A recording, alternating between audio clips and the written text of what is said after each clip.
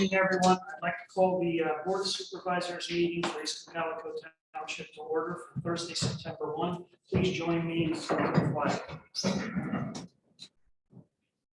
Pledge allegiance To the flag of the United States of America and to the republic for which it stands, one nation, under God, indivisible, with liberty and justice for all. I would like to again ask everyone to just please check your phones, electronic devices, make sure that they're on vibrate or off just so they don't ring during the meeting.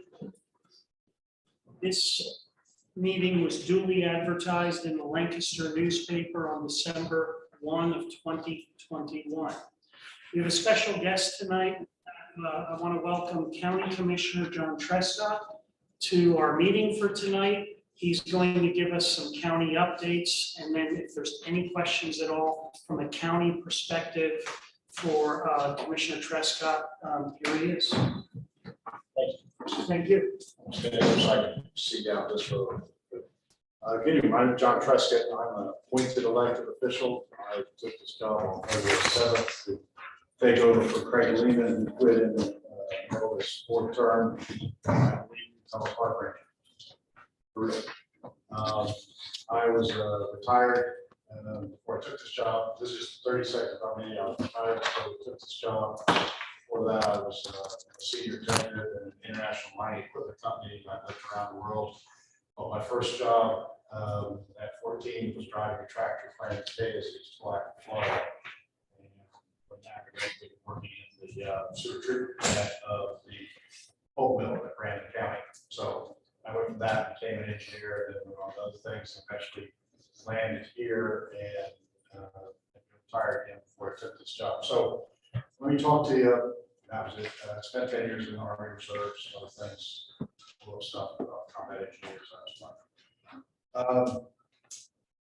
We talked about county government because I didn't know much about county government when I took this job. I spent the last 7 months both trying to understand county government and get it. Since I'm an engineer built this way, I'll be throwing out numbers because they just stick there. So county government right now, we have about 1,642 employees. That's down from something over 1,700 last year and down from over 1,800 a couple of years before. Last year we had 25% turnover in county offices. So there's a personnel issue with the county going forward that we're working on, but we're trying to address that. County government runs with about a $265 million annual budget. Sounds big, but that's about the same budget as the school district of Lancaster every year. So that's what we work with. County government is a sort of odd organization. Unlike a township or city that has a mayor stuff, it's kind of a pyramid. County government's kind of a very flat organization.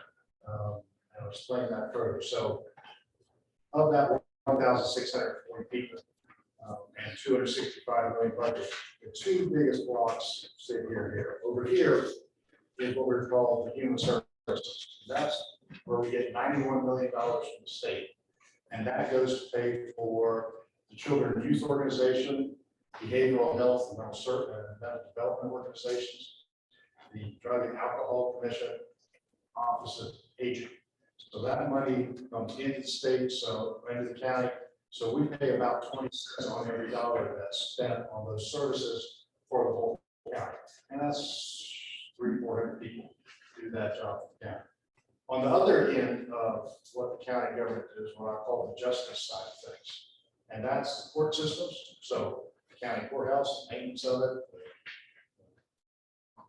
paying for the lights and stuff.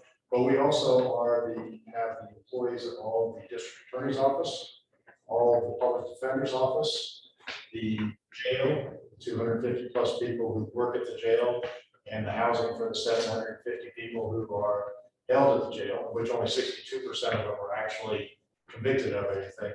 62% of them, I'm sorry, only 62% of them aren't guilty of anything. They're just waiting for something to happen to justice system. So 38% of people are serving a 2-year sentence or less. 62% are killing time right now. That's actually pretty good. It's down from 1,300 people 5-6 years ago. We also run the coroner's office. That's if we ever want to have TV procedural about stuff. We have this gorgeous coroner's office that has every bell and whistle and stuff you can believe. And it gets used. About 5,400 people a year in Lancaster County die. And of those, about 3,000 are not under doctor supervision at the time they die. And therefore, we have to have different levels of investigation done by our coroner's office. We're also fortunate in Lancaster County to have various other people related to that coroner's office where we're able to get things done more efficiently. So those are the two big parts of the county. And then we have a lot of other little things. We have the treasurer's office.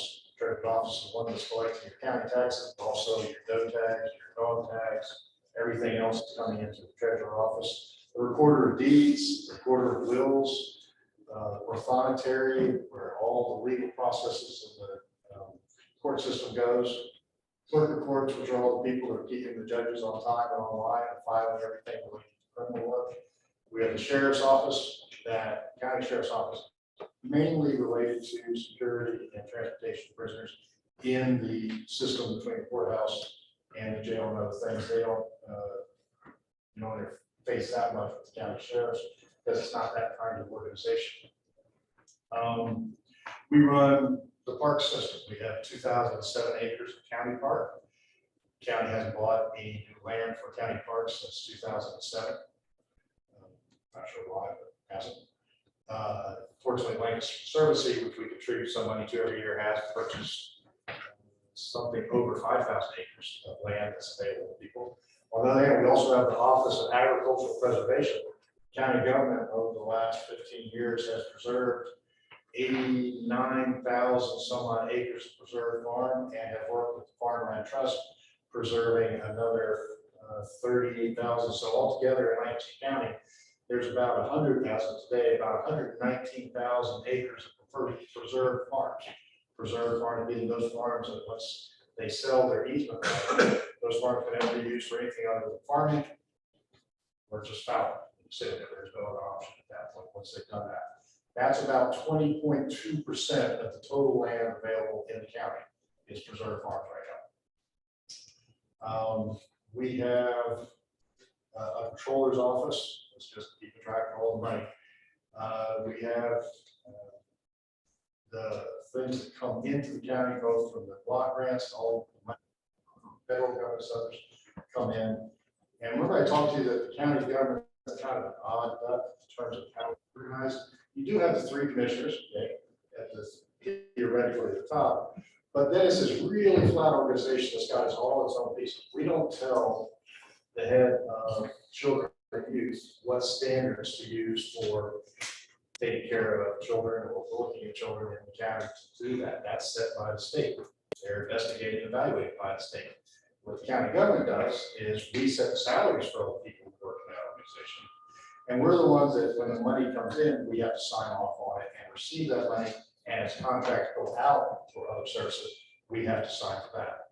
But county government is not responsible for roads in the county. County government is responsible for 61 bridges in the county. That's not all the bridges in the county. Somehow we inherited 61 from them. So 1 foot on either side of 61 bridges is responsibility of county government. We've done, give credit to county government over the last 5 years. There's been a pretty good steady progression of taking those bridges and upgrading them, replacing them. We have 2 more of the 61 to finish. Just dedicated one a couple weeks ago in Mount Joy, and then that will finish up the county and beyond that. So, county is not responsible for the water quality in the county. County is not responsible for any sewer systems. County is not responsible for school systems. County is not responsible for air quality in the county. County is not responsible for power. County is not responsible for fuel costs or anything else. We do some things that we do help the rest of the county governments. For example, the county purchasing department does work with other organizations around the county to do combined purchases of fuel and copy paper, all kinds of things. Not that you have to buy it from the county, but the county does it as group purchases, so we do it, and we sometimes work with other counties. So that's kind of a quick snapshot of things the county government does do.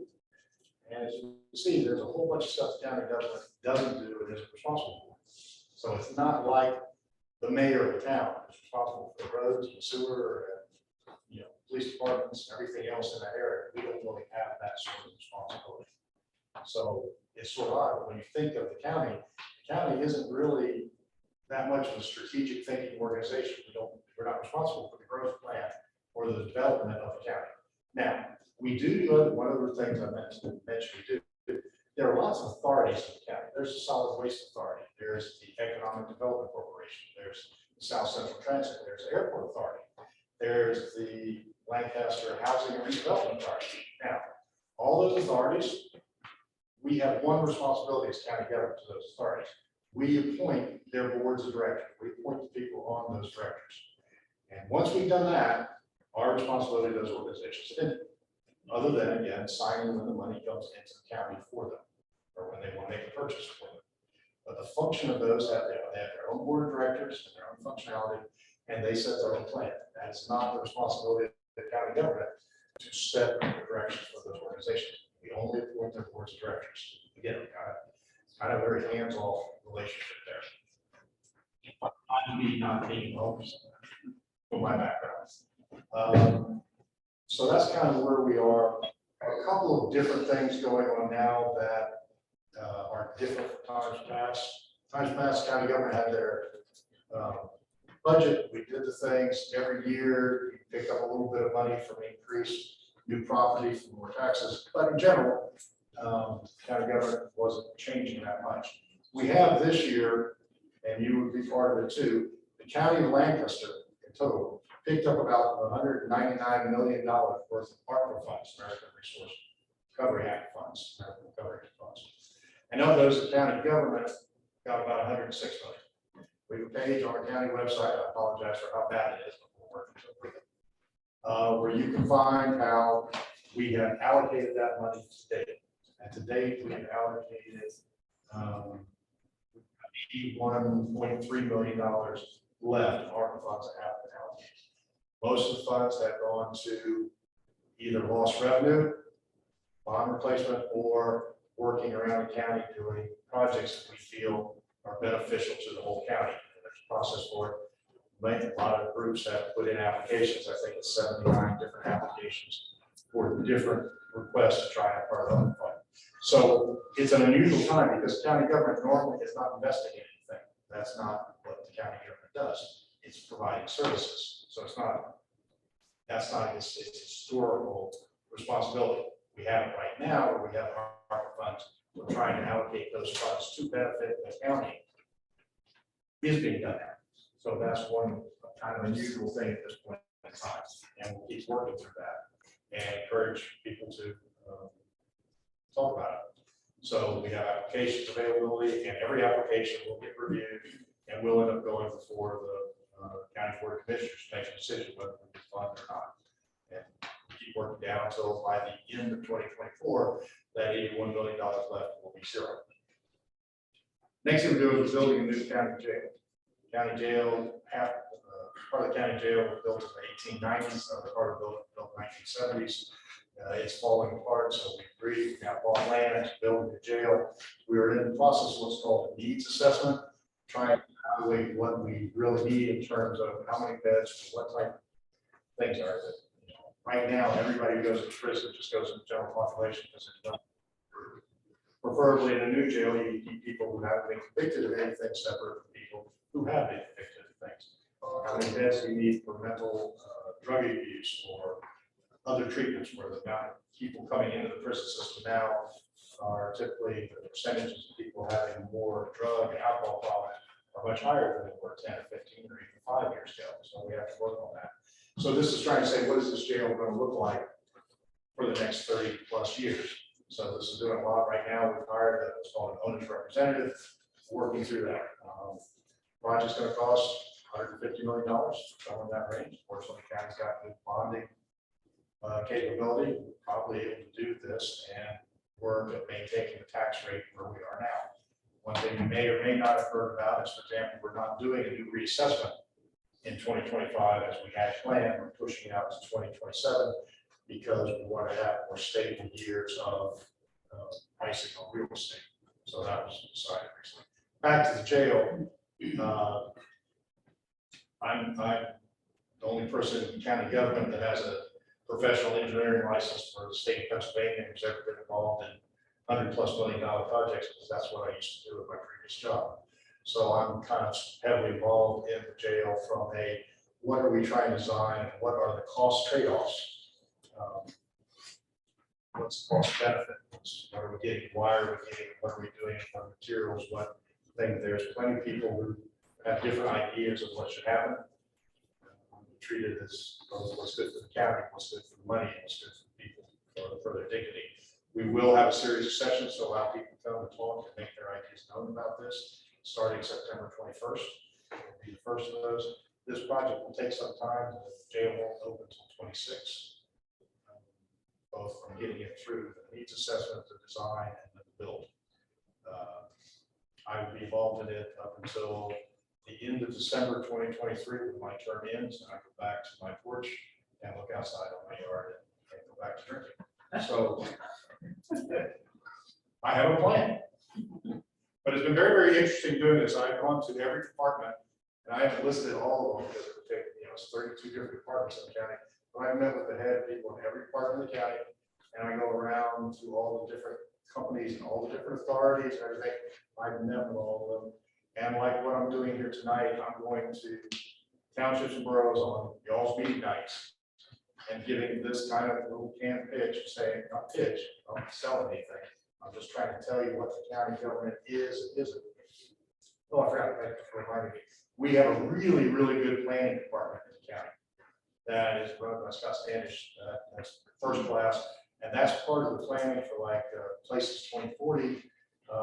They're doing a whole mapping of all the sewer systems in the county right now, so it's part of the ability to get that all in the GIS system, so you'll be able to see that and help the planning and try and store plan and other things, because of being able to look at the county as a whole much easier. That is underway as we speak, so that's a good thing for the Board of Balance. I condense a lot of information real quick to try and do this to give you an idea of the breadth the county does, but also so you understand what the county government is responsible for and what the county government is not responsible for. For example, we don't set bail policy. We don't set internet policy. We don't set all kinds of things. We have a very defined thing that we do, and we try and focus on that and try and keep the taxes and the money correct. And that's where we're coming into the budget year this year. And I'll say, people may notice there's been some inflation and changes in wages and stuff, and we have a problem maintaining staff. It's going to be a tough budget year, so I'll have to work on that. But I've done it in other places, so we'll figure it out. And I think that's it.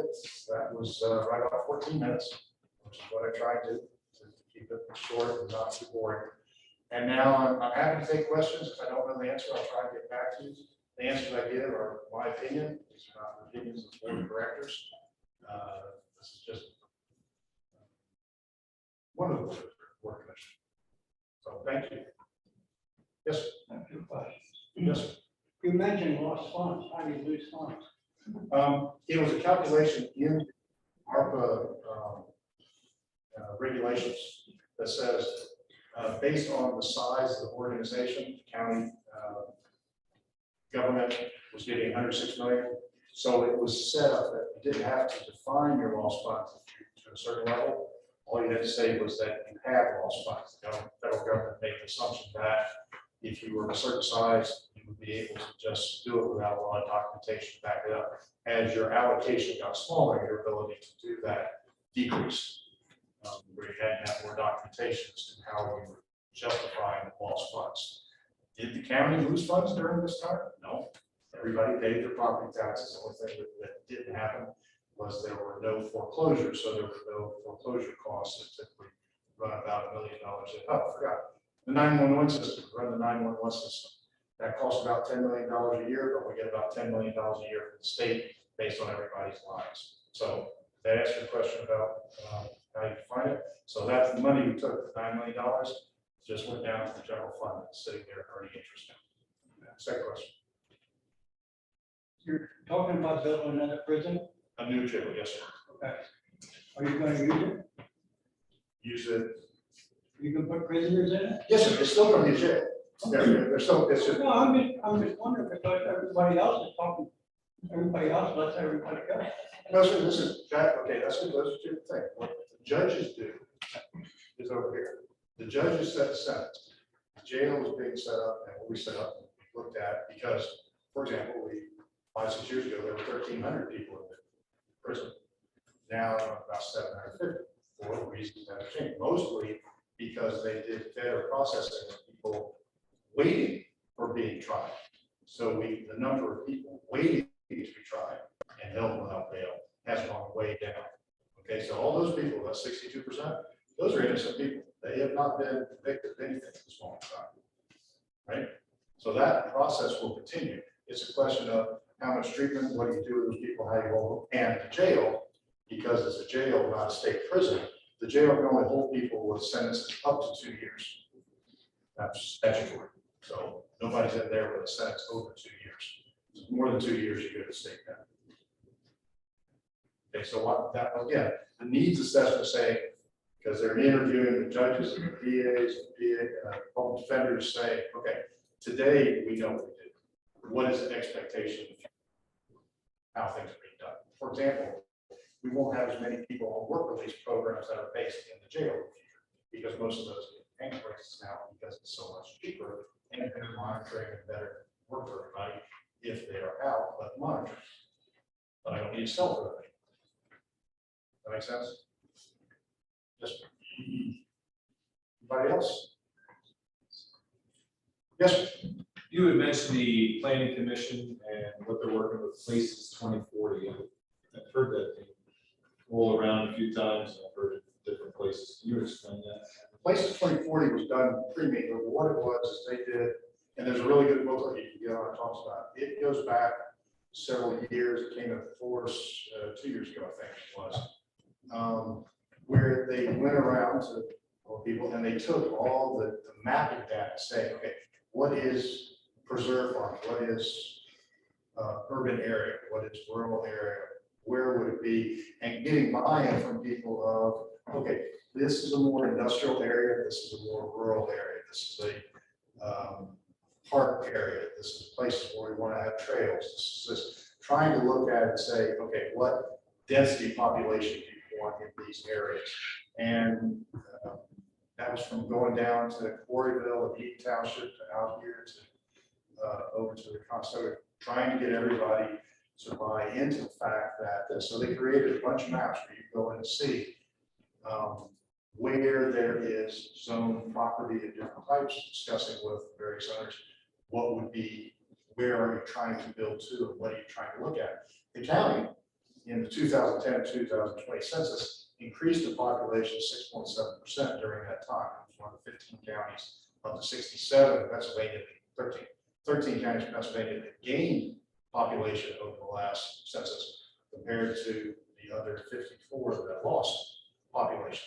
So we continue to plan for what it's going to be, as opposed to say we want to have it this way because these are the areas that are going to need better sewer, these are the areas that are going to need different roads. This information ties into Metropolitan Transportation Planning Authority. It ties into where are you trying to consolidate preserve farms to make them contiguous areas, so you're doing that. So, and it's a very good planning document because it got a lot of buy-in, a lot of discussion, we had meetings, and then putting it all in the area. So you can go on the county website, go to planning, and you can pull up 2040 plan, you can pull up maps for the county, you can zoom in and look at where things are, where are the corridors that are planned so that you can try and keep more industrial along this sort of area versus southern Indiana different. But it's a really good book. I'll give you a copy of it, drop of the hat if you ask for it. Yeah, it's a really good plan. And it just was, they had an update on it, I think in March or April. They just did an update on it, had a lot of people come in from various parts of the county, talk about it, and try and look at it, because it's going to need to be updated in a few years. So they keep all this data current on the mapping of the county. Just to elaborate a little further, you said something, you said buy-in multiple times. Who are we trying to get to buy into this plan? Well, we did it, I'll put it, kudos to Scott Standish. It was not the county government saying, or planning department saying, well, we think this is this, this is this. They went around to meetings like this around the county, trying to talk to people and presenting and getting feedback and getting from the bottom up. What are you thinking? What's important to you? And then trying to incorporate that. So each of the different things and the booklet that does it, here was inputs, here's what people said. Here's what we took from it. Here's what we went back and said, is this what you said? And then based on that, started building it. And so it's much unusually for a government organization. It wasn't top down, let's tell what it is. It was bottom up, let's bring what it said and show it, and then try and build from that.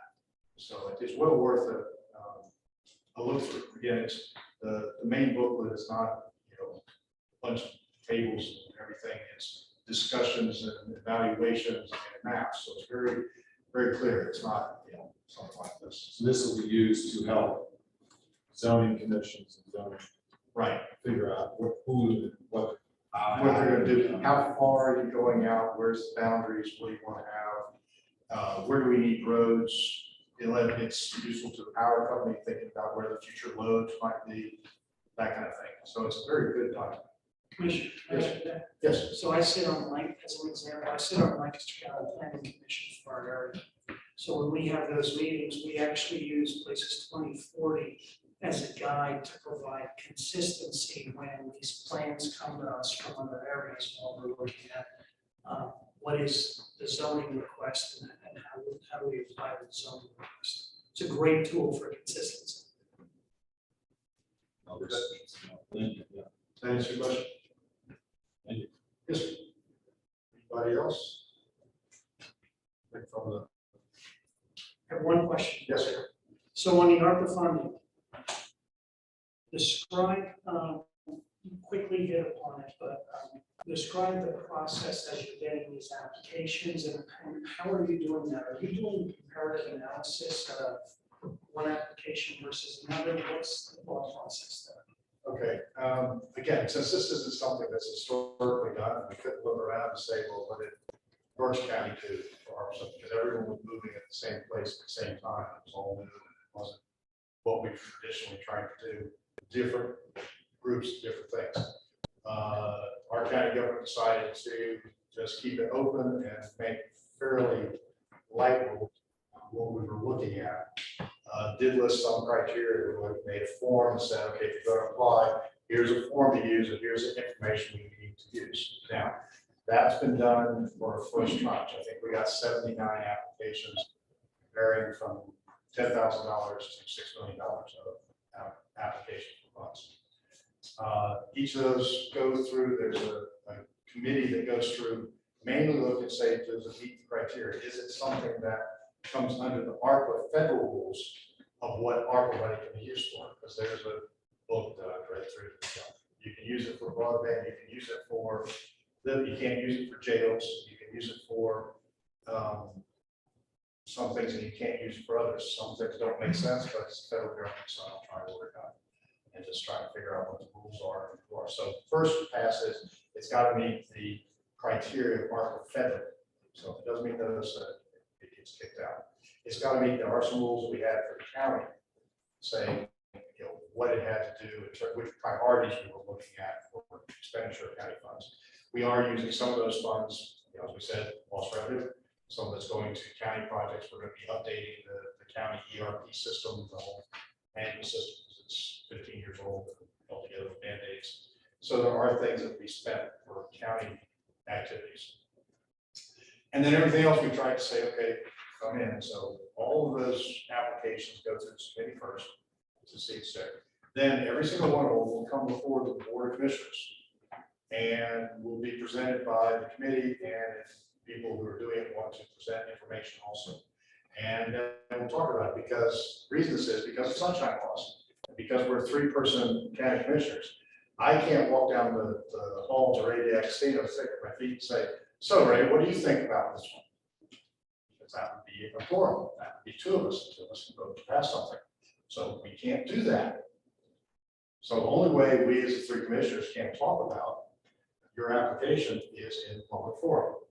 I have to admit, if there's one thing that's driven me crazy about being in this job, is not having the ability to sit down with someone and negotiate without being on camera. someone can say an honest answer and not say, well, politically, I can't do this. So that's been difficult, but that's the procedure we have, that's the rules, so follow those. So everybody who's put in application will end up in front of the county commission. Now, sometimes it's really obvious that this is not one we're gonna fund, it's one that, even ones that don't meet the criteria for ARPA, do get brought up before the county commissioners, but the committee goes, here it is, but it's not recommended because it's not meeting the criteria. Once you get past that, the three county commissioners seem to all have different ideas of what they want to see the ARPA funds spent on, like things that are going to be longer term, something that's going to benefit the county for 10, 20, 30 years, as opposed to something that's a one-time payment year or one-time payment year or paying past debt or something. Because I do look at this as a one-time shot of money. Here it is. It's a one-time shot of money. It's not coming next year. It's not coming the year after. Here it is. It's not historical. Everything this didn't happen. All the things you have to do, you would still have a plan to do. And I'll turn that around. So things that have been approved have been water projects, improving streams, runoffs, water quality in Lancaster County. Those we have been approving. Limited other things so far. We have got some further on potentially some affordable housing. We're not building it. We're saying you almost got it finished, do it. The criteria on the form says that the county government contribution has to be what's called last in. In other words, you have a project that costs $1 million to do something, and you've got $850,000. But you got everything else signed off, ready to go. You're coming to the county government asking for 150 as the last bit of money to make the project go ahead. That's called last in financing. And that was the criteria that Commissioner D'Agostino wanted specifically in that way. So like the federal money, it's a project, all the money has to be committed by the end of 24. All the money has to be spent by the end of 26. Those are criteria set at the federal level. So when a project then gets brought in front of the county commissioners, we get to ask questions. We get to ask questions. Sometimes we'll send somebody back to come back with questions. Sometimes we'll say it's too much money, we're not going to spend this or that, and trying to balance that out. There are other things. So I know he's got to go ahead and put in some applications. I know that 2 of the 3 commissioners are not supportive of things like sewer projects if they believe that these are projects that should have been in, again, the normal course of business. That if ARPA didn't exist, this would have been part of their planning, this would have been planned for anyway. That doesn't seem to be floating within the commissioners. Not calling names, just trying to get the idea. I know that when they look at ARPA funds, if there are multiple sources coming in, multiple support of it, that seems to look better. It's that check saying it's not just one applicant saying this. If someone comes in saying we need 100% of the money to do the project, that's not going to go anywhere because that's not last in financing for us. At least one other township came in asking, I think it was for radios for police upgrade. We sent it back saying, well, A, it's just one, how about many, and 2, what is the commonality of the type of equipment being bought and interface to it to try and do it. Not saying we'll go ahead, just asking what's the benefit to the county instead of something more specific. Again, there's plenty to come. We've gone through maybe 15 of the 79 applications, and we're going to keep working through them. You can watch it. We live stream and you can watch historical tape. We cover every Tuesday and Wednesday meeting. It used to be only the Wednesday meeting. Now we do the Tuesday and Wednesday meeting, and the Tuesday meeting is much more interesting because that's when we do call the work session. That's when we ask a lot of questions. Sometimes by the time you get to the Wednesday meeting, it's just yes, whatever we said yesterday, we prove it, whatever. So if you want to see how the commissioners are talking about that, you can look back through some of the Tuesday sessions from the website and see what those discussions look like. See, did that help? Yes, thank you. So again, not maintenance or normal routine things, not things that have value maybe to the area or maybe a surrounding.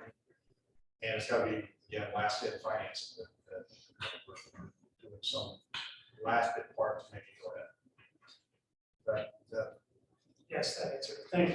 okay. Yes, ma'am. I have a potential three-part question. You said the three commissioners are not allowed to sit privately and discuss stuff. We all make contracts is fine. Right, does that go down to local levels as well? I'm not a politician, I sort of stepped into this job February 7th. I don't know to what level the sunshine laws are required. These people would be able to answer that. I just know I looked at and read what the statute was for county commissioners. I know that we can do something, we can sit in an administrative meeting and ask about, HR issues or facility stuff, but we can't talk about, are we going to lease a contract to this company? No, we can't talk about that. We are allowed in what's called an executive session to talk about, one exception is real estate. We are allowed to talk about it, not in public, up to the point that we have finished making an offer, but haven't actually signed the contract. Once we get to that point, then we have to go back to the public talk. But that, to my knowledge, is the only exception to the sunshine rule at the county commissioner level. Commissioner, if I may, the sunshine law applies to all levels of government and common, What he said. from the municipal level on up to the general sector. Okay. Part two of that question is, so what if somebody does do that? Could I help you? It's a crime, Okay, punishable by a fine up to $1,000. okay. And if that does take place, how is whomever knows that able to bring it to someone's attention? It's a complaint to the district attorney's office.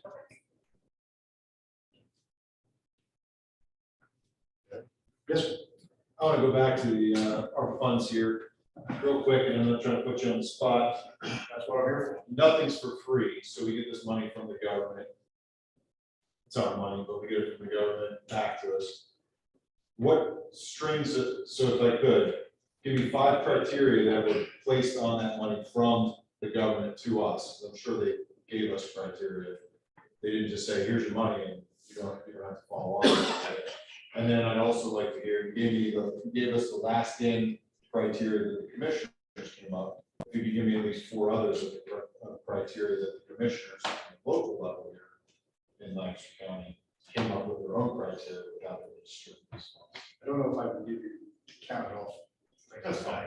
Just give me as many as. Again, the money from, the government, we elect representatives vote on something, that they decide where they're going to spend the money. If we don't like those electors do it, then Right. the new electors or somebody else. I assume that once it's been approved and it's stated that it's there, then it's money that is sent around, it's meant to be done, it's meant to be used as it's assigned to be used. So the ARPA money comes with a list of things it can be used for and a list of things it cannot be used for. That's the first pass.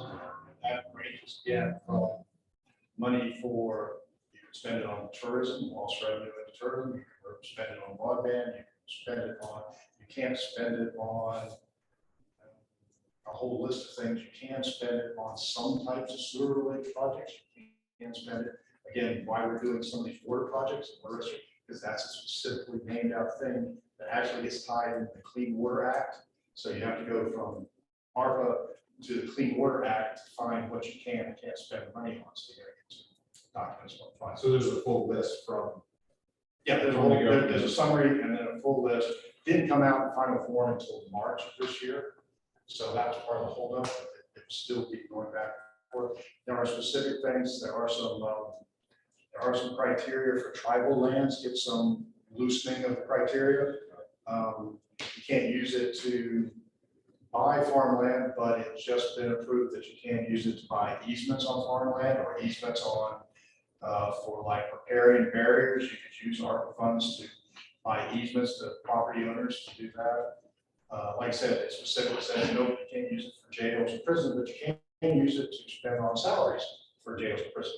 Last year in 2021, the county government used $15 million of ARPA funds to pay for guards' salaries at prison, and it took the $15 million that they did spend on that. Remember I said, we didn't lose any tax dollars? That 15 million went down to the general fund. What's the money? So there are a list of things that you can or can't use it for. I don't have my list, but I do know that the things we focused on have to fit in those criteria. It's like things you can do, you could use it for rental assistance, but you could use it for building housing, affordable housing also. You can't use it for doing market rate housing. There's a difference on those two things. To me, I'd rather spend it on building housing as opposed to current rent subsidies, because I like longer term things. That's not what every commissioner or every organization is going to say.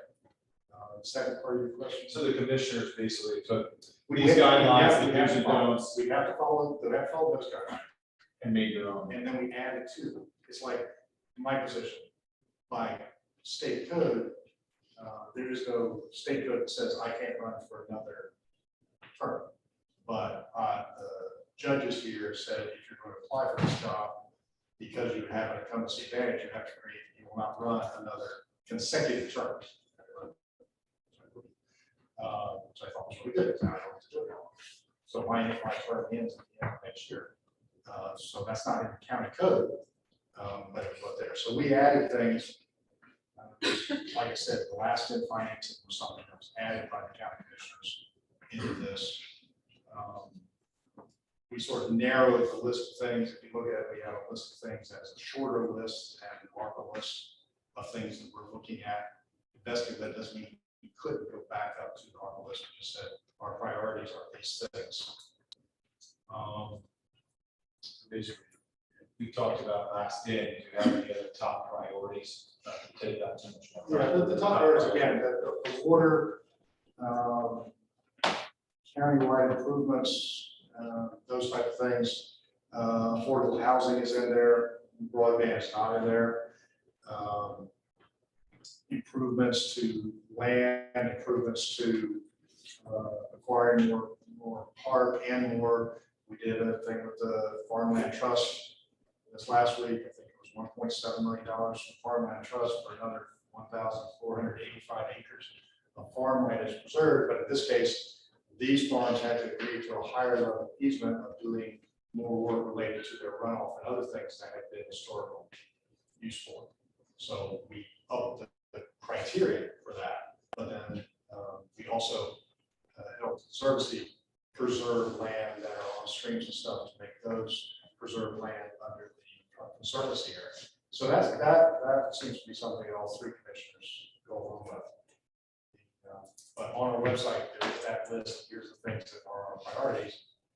But you can also find the ARPA notations. So we can find the documents as well. I don't think we list the ARPA ones on our website, but they type in ARPA regulations and it comes out pretty quick.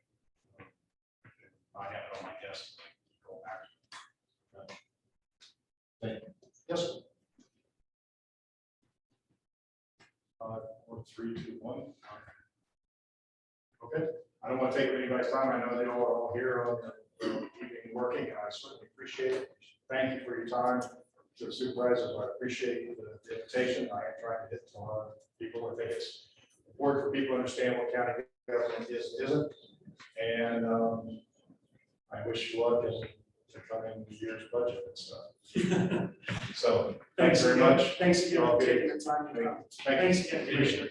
Good evening. Okay, next agenda item, PowerPoint presentation, Stony Run installation.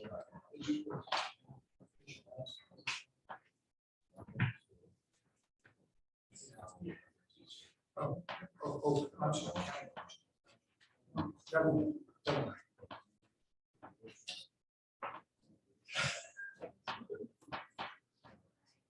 Good evening. Good evening. My name is Hannah Falk. I'm an ecologist and a project manager at a company called Resource Environmental Solutions. And we are an ecological restoration firm. I don't know if Nana White, so I'm going to do it myself. But we're an ecological restoration firm. We do stream and wetland mitigation. We do endangered species mitigation. We do a lot of stormwater work and a lot of resiliency work. And so I'm here today because I have a substantial contract with PennDOT for some pollutant reduction work.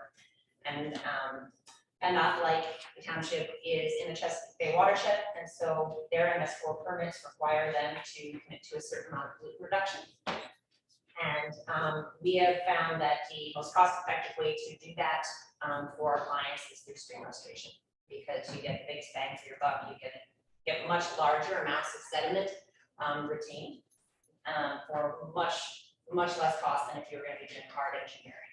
And so about a year and a half ago, I was put in contact with your MS4 coordinator. And at that time, obviously, I think you were still working through what your requirements were for your MS4 permits and what your cycle was going to be like next year, which I know we still don't know.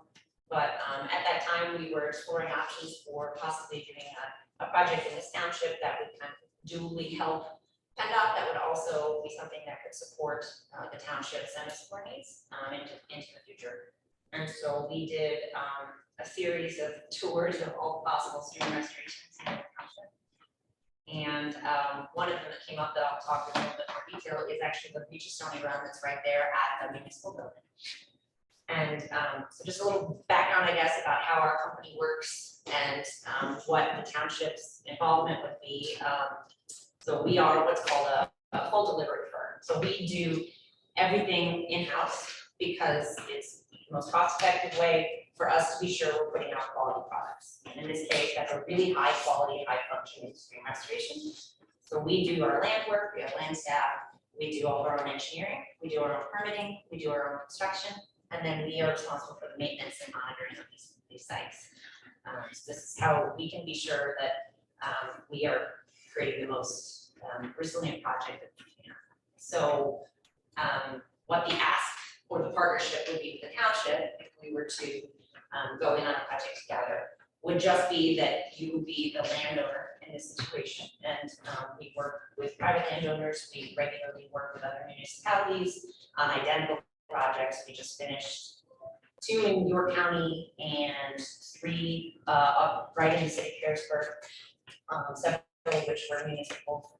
And so we would just work closely with you to develop a memorandum of agreement that would basically say, yes, the township agreed to allow you to restore the streams on municipal property. And then we would just have a set of documents that lay out, hey, here are the uses that are allowed, and here are uses that would be restricted that could diminish the site. So passive recreation, everything that would be happening there normally would be allowed. So it would just be basically this, we call it a site protection instrument. There probably is one already on the site of some kind, but just to be sure we could say in earnest to the regulatory agencies, the site will be protected in perpetuity. So a little bit of information about your Stony Run. It's pretty typical for a stream this size in this position of the watershed. A lot of stormwater impacts, obviously a lot of flooding issues that go down there, and you can see it in the banks. The banks are about 3 feet tall in places, some places 5. It's really unstable. It's got really high levels of erosion. You probably can't see almost at all on this figure here, but got a couple pictures from the stream itself where you can see it's very overwide, it's very high. It's a little bit dangerous in places. But then on that figure there, we did an erodibility analysis to show you where your really erosive banks are.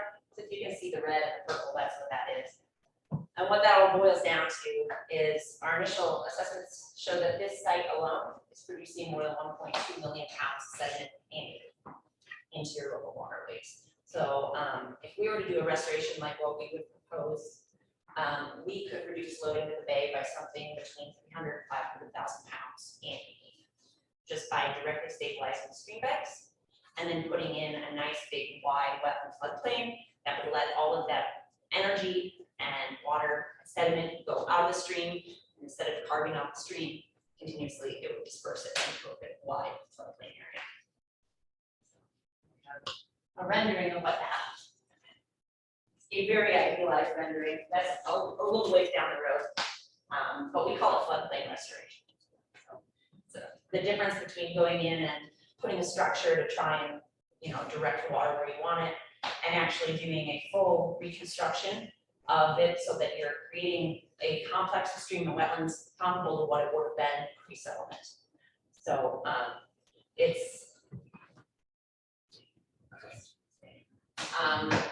we would put in, also it's really basically a low to no maintenance project, which is the real win over some of the other stormwater BMPs.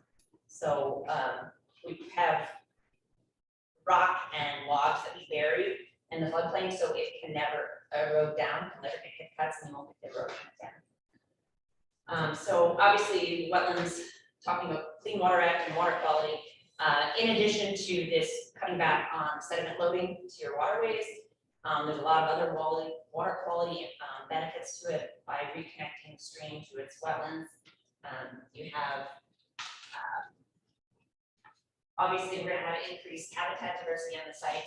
Right now, it's a huge thicket of invasive species. It couldn't really be used as it is right now for recreation, and it isn't super valuable in terms of wildlife value like that. So we would go in, we do the construction, we seed it with native plant species, we put in native plants and shrubs and trees, and then the uplands where we grade it and keep the same. And so you'd have kind of a dynamic but self-sustaining complex there. And then we'd be responsible for making sure we closed it out to through all of our regulatory requirements. I have some pictures, really dark here, it's hard to see. The comparable site, identical type of project for PennDOT, 4MS4, really high banks, eroded, pretty similar size stream, pre-construction, and then immediately post-construction, and about 4 months in post-construction.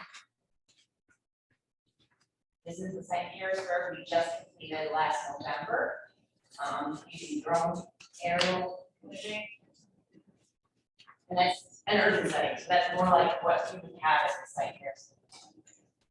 And then pictures of very similar to what you have now to maybe 3-4 years down the road, what you would expect.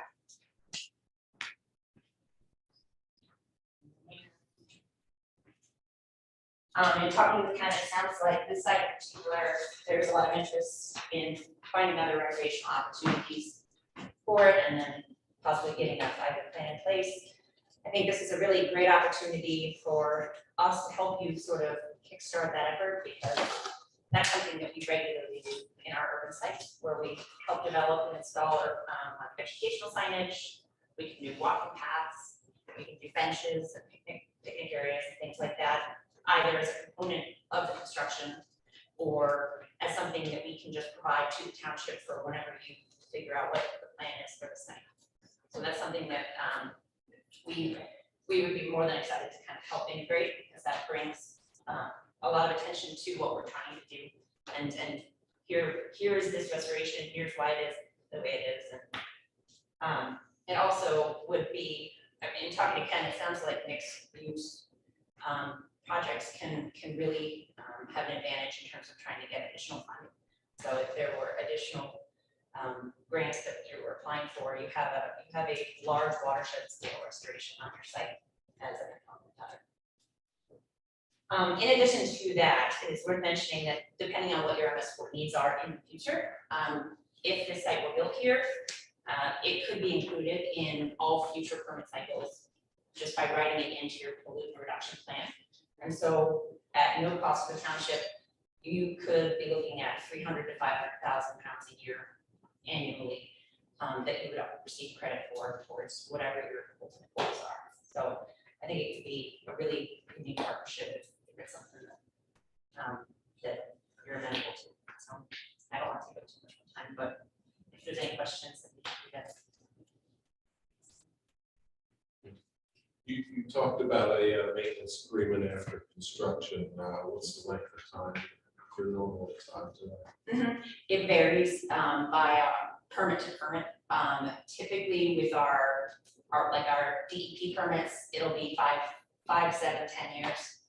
And then it'll go into kind of the long-term operational period. By that point, we typically don't have much that needs to be done, so.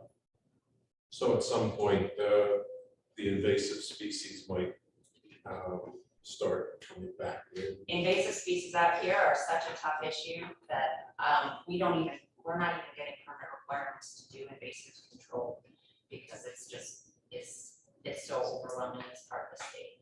So it's one of the things where we go in and we'll do pre-construction invasive sweeps, and then we'll do touch-ups. And then because of the extent of the construction, like the initial flush of invasives is not terrible. But we do the native seedings, and I mean, like you've probably seen in other smaller scale restorations, you do your best, but resources are just never there to do a good job with invasives. Well, if the goal is to have something, nice, restoration project, walking trails, et cetera, is the expectation maybe that 20 years down the road, it winds up being a thicket of briars. No, I think that's one of those things where, because our goal is for MS4, we're concerned about long-term stability of the stream and making sure that the stream banks never degrade to point. So vegetation management is a component. If that's a goal for the township, that's something that we can include as a commitment for the township. For other MS4 projects, I'll be honest with you, it's just sort of beyond the scope of these. But it is something, as we have large scale mitigation banks where we have 20, 40-year obligations for that. And it's a huge effort. But it's one of those things where if that is a goal for your site, then that is something that we can include as components, and often we'll work with like local watershed groups and train them on how to do this and provide chemicals and things like that. Penn State Extension, they typically have programs.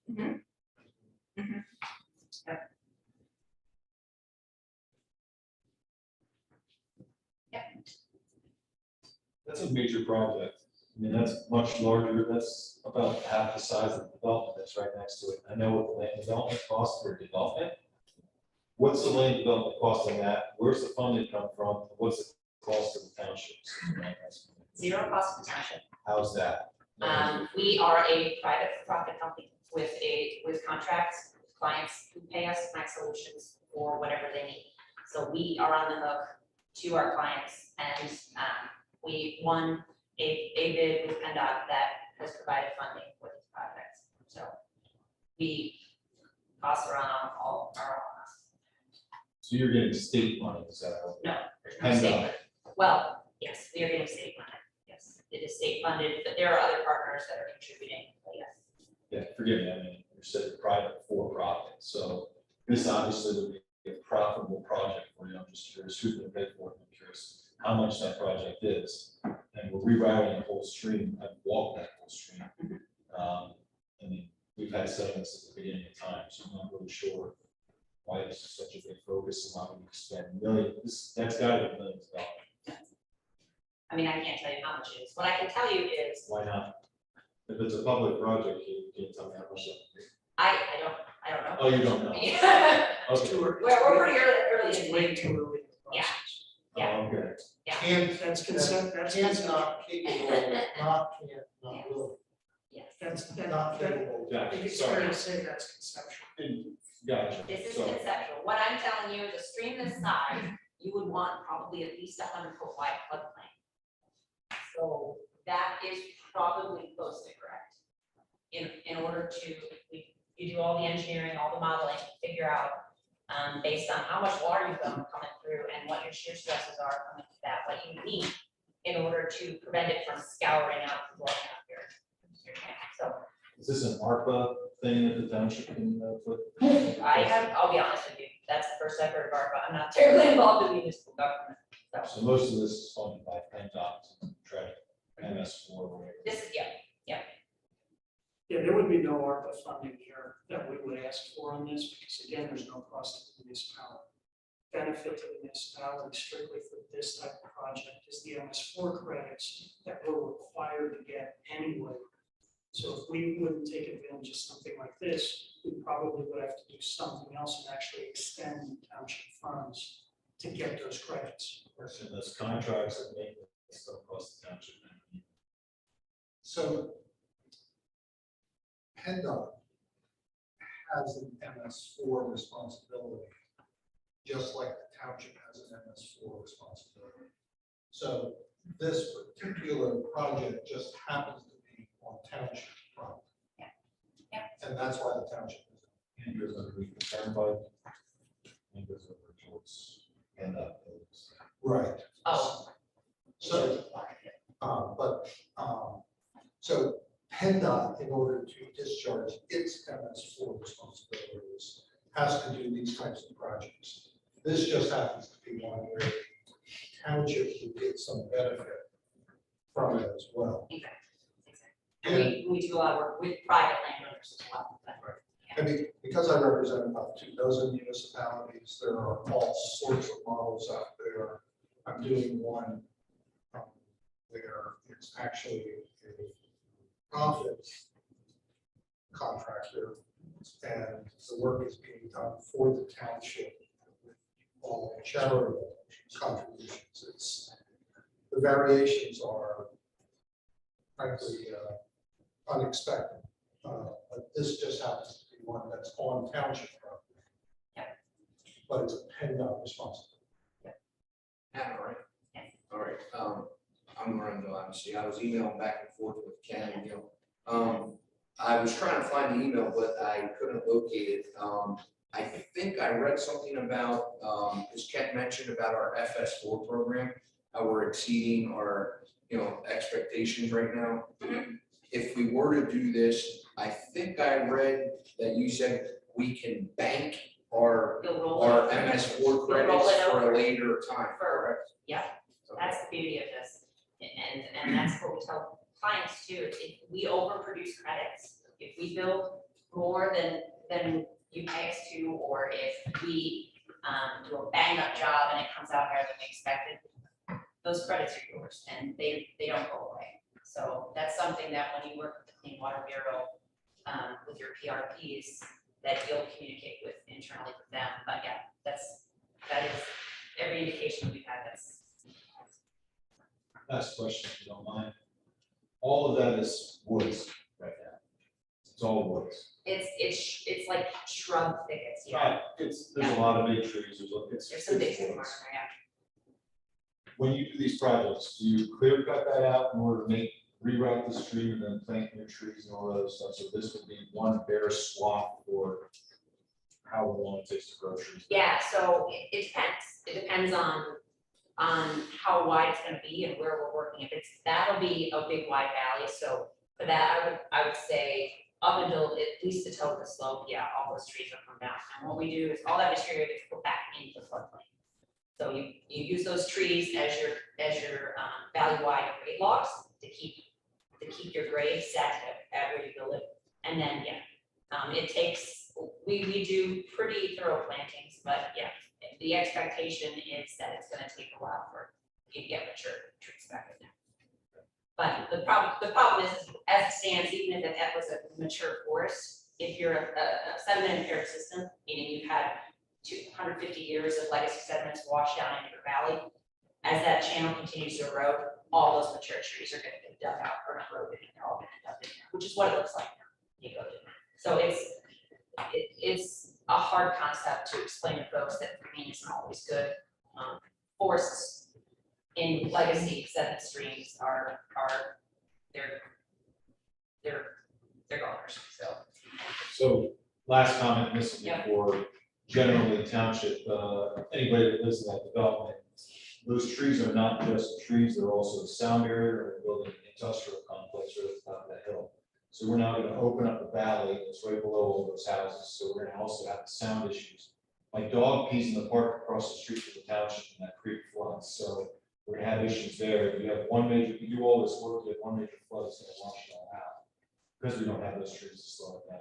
So I don't know, I'm not a rocket scientist and I'm not into this whole sediment and all that other stuff, but I just see that as a future issue And a future complaint.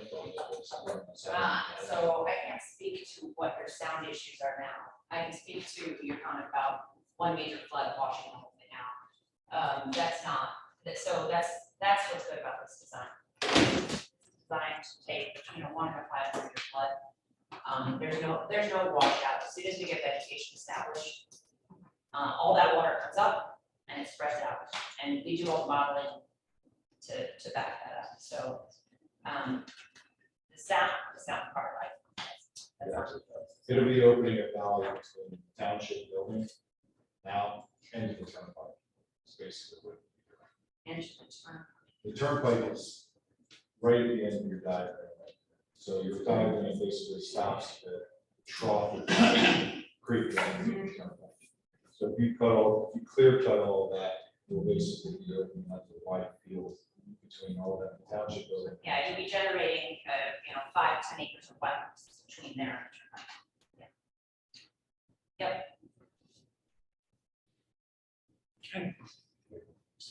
Thank you. Thank you very much.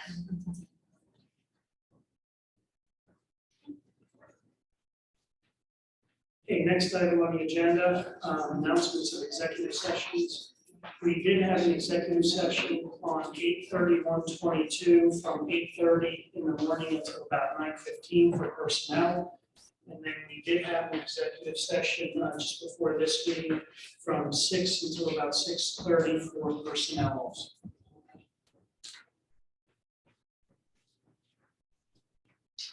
Okay, past meeting minutes for approval. Gentlemen, do you have any changes, alterations? I'll make a motion to approve Thursday, August 18th, 2022 Board of Supervisor meeting minutes. I will second. So we have a motion and a second. All in favor? Aye. Aye. Aye. Opposed, none, that motion carries. Okay, action items, land planning, engineering, there are none for tonight. Okay, internship, continuation into the fall, winter discussion. June. Yeah, so I was contacted by one of our interns that worked for us over the summer. She has a block of time in her schedule at school where she would be able to come out and continue to intern for us. She wanted to check with us to see if that would be a possibility before she looked for other options. I wanted to get your thoughts. That program worked extremely well for both you and Sharon. Yeah. Yes. So it was very beneficial. Is that one of the young ladies that was working with you, Sharon, or? No, it was the one that was working with me. Okay. The one that was working with Sharon is at college. She asked to come back over her breaks. So, that's a possibility that would only be for like a month in December and then, spring for a week or two. But the one that asked you would be coming, I'm not sure if it's daily, but it would be, routinely throughout the week, the same schedule for the entire school year. But you can, of course, use that help also. I'm sure. You can coordinate that with her when she's home from break. Yes. Yes, I do, yes. Yeah, the detailed schedule. Yeah, I think it's a great thing to do. We go. So at this point, you're asking for the 3 interns, whether now we have one, there's a possibility of the other or another. So I guess if we be making a motion, it would be approving 3 interns in the 2022-2023 scholastic year. I mean, one would be possibly returning, possibility of 2 in December. Yes, one would be, she was coming throughout the year, would be part of her daily schedule at school. The other two would just be on, holiday breaks. And I thought it was a good idea as well. They seemed to like to be there, and they were always smiling every time I walked in. They All They three got a asked lot for done. that. They got a lot done in the short time they were here. It seems like summer went by fast anyway, so. And maybe we can get that conference room cleaned up. I know Jeff will be happy about that. What amount of time here will be, I guess, directed towards the Iron Mountain, box, sorting malaise that we have there? I, like Sharon said, we plan to share her amongst all of us. Lisa probably would need her too to help prepare for board meetings and that kind of thing. I think we've all felt the pinch since they haven't been here for the last couple of weeks of getting everything done. That certainly is a priority. We want to get that room straightened up so we can start using it again. The intention was to have that done before they left, but it didn't happen. So we're really close to getting it done. We're really close to getting some of those filing cabinets out of there. Unfortunately, without the interns being there, I don't know if we're going to be able to make it come then. So when they come, when the proposal, the intern would come back, would half the time be available to work with the boxes or? Oh, I'm sure, and we could make that her priority when she starts. When I spoke to her, I let her know that if it was approved, that she could start as early as Tuesday next week after Labor Day. And that's what she wanted to do. I believe this week she was basically just sitting around in study halls, waiting for an answer whether she could come back or not. Okay. It was just a thought of mine that, where's the focus going here with this? Is it going to be prioritizing boxes or, cleaning up the proverbial mess or is there other uses? So. Yeah, I mean, I think we can make that the top priority. Getting that office, that conference room cleaned up, and then. Jeff really wants to. Yeah, I was just gonna say that, so we'll have to make that a priority. Yes, we can make that a priority. We'll throw that in the motion as well. Right now, we have a nice long conference table and there's a little bit of room right at the end. Then you've got about this much room to work, so the rest of it is boxes and files and old plan maps. There's just everything from Stone Age, right? And since we're in a firehouse, I'll say it's actually a firehouse. I didn't say that. Stacks of paper and boxes and old files. Yeah. Everywhere. Does that mean I get to come right to a fine? Yes, so gentlemen, do we have a motion? I'll make the motion to approve the continuation through 2022-2023 academic year for the 3 interns if they want to come back over the school breaks. Can I add to that motion? What I'd like to add to that motion is scheduling to be determined at the discretion of the staff, specifically Jimmy and Sharon, and then notification to the board of supervisors as to when they are available. And is this a paid position as it was before? Yes, as it was before, yes. Yeah, continuation. Consideration. So I'll make that motion. I will second that. And just for informational purposes, budgetary reasons, there's funds available still there for that. Yes, the summer internship program was paid out of the ARP funding. Okay, so we have a motion, we have a second. Any questions? Seeing none, we have a motion and a second. All in favor? Aye. Aye. Opposed, none. That motion carries. Okay, postage meter. Yes. Okay, so we've been having some issues with the post office mail. We found some instances where it's taking upwards of 2 weeks to for our payments to get credited to our accounts. Last week, when we were sending out the mailings for the, we did the recent survey for the recreation committee. Our postage meter was locked up because they hadn't received the payment in time. So we had to do some fancy work and get them to take the hold off for 48 hours so we could get that out.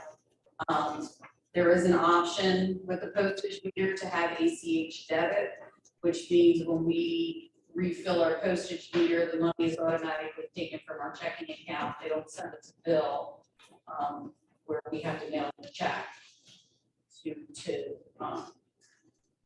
put funds in the postage meter. So they sent me the paperwork, you have that in front of you, the USPS postage now ACH debit for postage, which would ensure that our postage meter doesn't get tied up for non-payment.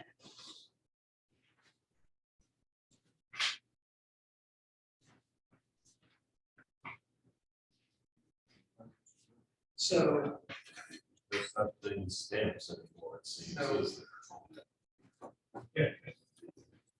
and same ACH, everybody's. Yeah, that's- I think this is one of those situations where we have to start using ACH.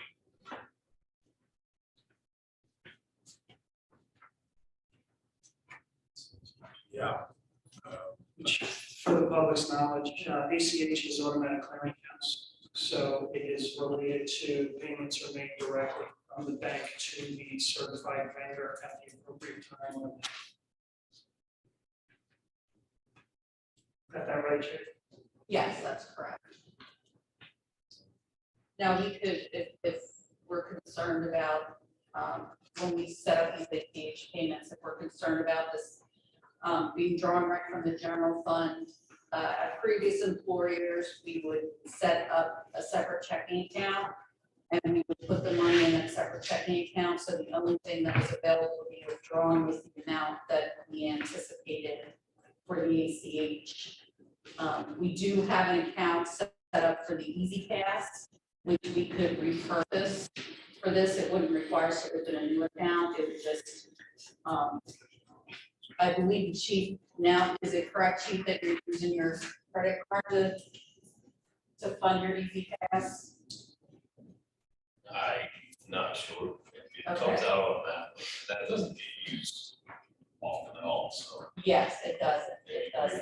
Maybe So if we- replenish once a year, so. Yeah, if we wanted, we could use that existing account for that purpose, rather than giving them our general fund number, which has $2.5 million in it. We transfer the $1,000 to pay for the postage from the general fund to this electronic payments account. And all they would be able to take from the accounts, the $1,000 that we bought in postage. Yeah, it sounds like a nice safeguard.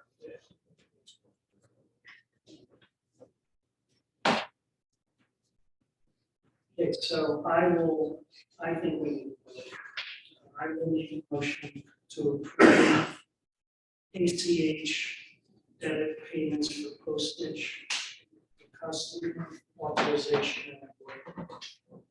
Debit's coming out of the Easy Pass account. Add that to the motion. You might as well put that in there. We'll put it in there, that way It has to we're not come out. taking it out of our general fund. It has to come out. Yeah, so it's on the credit. We aren't allowed to use a credit card. Not I've asked several That's the times. easy, that's the easy pass. For the Easy Pass we can, for the postage meter we cannot. They won't let us use a credit card for postage meter. I think I'd like to add to that motion with the idea of creating a separate account for. Yeah, We'll be getting withdrawn out of the account where the Easy Pass money's at, so it's not coming out of our general fund. That's what I said. It's gonna be its own separate account. You wanna repeat it? There's three different people saying. So, the motion is, I will rescind the prior motion. Now, the motion would be approve the ACH debit for postage, customer authorization and agreement, along with creating a separate account for ACH Easy Pass usage. Yes. I'll second. Okay. Okay, so we have a motion and we have a second. Any comments or questions? Okay, seeing none, we have a motion and a second. All in favor? Aye. Opposed, none. That motion carries. Thank you. So the next one we have is, action item is HR seminar on October 13th and 14th in Hershey, Pennsylvania. This is a CE seminar for our HR coordinator. CE is an continuing education for her. I think this is something that absolutely should be done. This is actually the cost of the seminar is actually a discounted cost of $800. And it looks like the non-member, well, there were two prices here, then the regular cost would be $13.95 or $16.65. They're doing a discounted cost of $800. I believe, Judy, this one could come out of general government office seminars and conference in the budget. correct? Yes, and there's 1,060 available in the budget. She did ask to stay overnight between the 2 days. I have 1,074.60 available in my conference budget. So I would have funds that I could put towards this if 1,060 wouldn't be enough, including the hotel. So just for the public's knowledge, so the CE would be for, the titling would be where HR meets local government. Some of the items covered during those 2 days are going to be items such as HR principles impacting local government's practices, study materials and online access. There's 12 professional credits for certification. Skills for attracting, selecting employees, key elements of compensation and compensation systems, discovering the purposes, processes of performance evaluations. And then HR legislation, so updates in HR legislation. There's actually two instructors, one's Kim Nash, and the other one is a lady by the name of Nancy Hess, actually, which we've worked with in the past. Okay. So what is the wish of the board on that?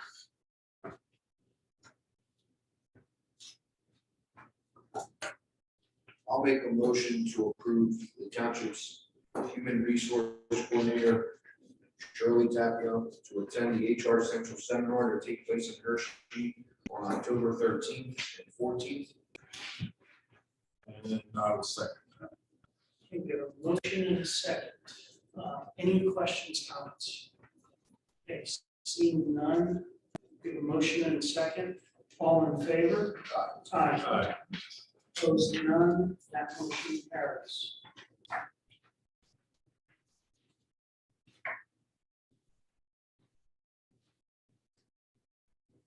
Okay. Howard Enterprises. Yeah, so pretty much the quote we have is from back in June 16th, 2022. Howard was out. They sent us a quote that came out. It looks like they've replaced an AC01 compressor in one of the AC units. They had to do some other testing and stuff because obviously a lot of people were sweating pretty bad in the building and the AC wasn't working. When they came and diagnosed everything, they are requesting that, they recommended we replace 2 more compressors to the units. The cost of those are $4,307 a piece. They're also requesting, they have to do a zone damper replacement. That also has a cost of $2,773. The grand total would be $11,387. We have not got back to them since June. There was a 30-day period on the invoice that they sent us on the contract, the estimate. They sent us a reminder, however, just on the 26th, I think, of August. So I'm assuming they're either slow or it just popped up that, hey, they have not responded. Me personally, I'm not sure how old the current units are at the building. I'm not sure if you gentlemen know. It seems like this summer, It was built before I was born. so it seems like this summer we've had multiple invoices that we've paid out to Howard for coming out and putting Band-Aids on everything. My opinion would be to get dates on everything, try to see, where we stand on the age of the equipment, because most of the time you replace the compressor and then the condensers or the evaporators go bad. So now you keep fixing one thing and it's another. And now with the cost of electric, we don't know how efficient these units are.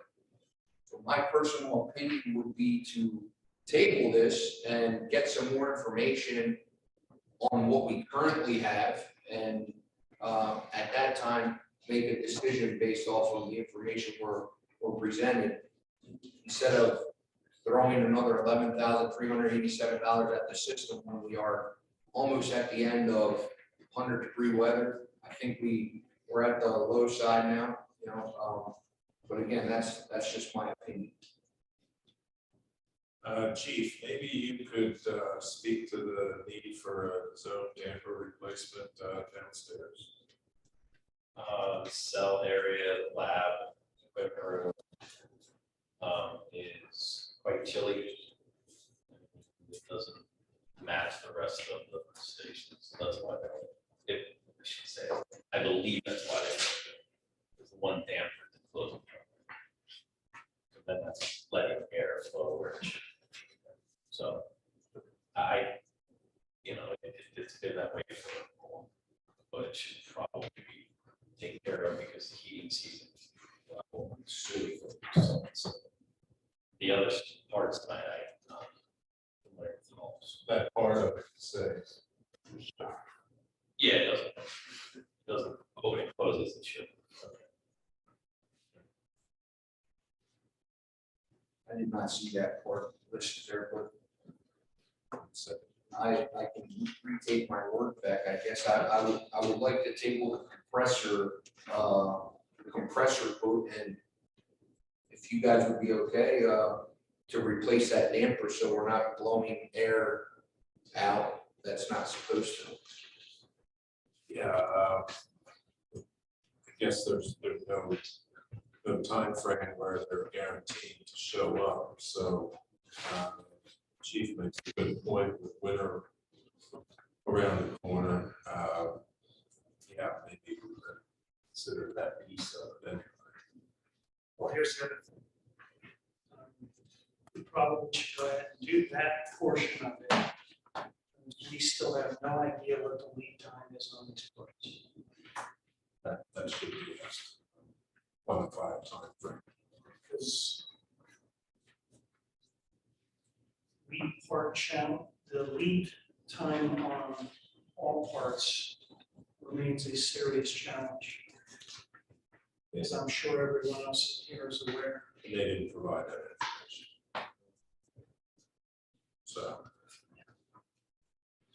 So if we were to approve that, it could be months before we ever get Next song. Amazon might have Okay, so What's the wish of the board? I'd like to make a motion to approve the Howler Enterprise recommended repair for the estimate 4622368855 for the total of $2,773, and that is for the zone damper in the police station. Yeah, I'll second that. So we have a motion and a second. Any questions or comments on that? There's Yes. one from Zoom. Let me get Ken. Go ahead first, and then we'll go to Zoom. Multi-part question, are you guys locked in a contract specifically with Howard?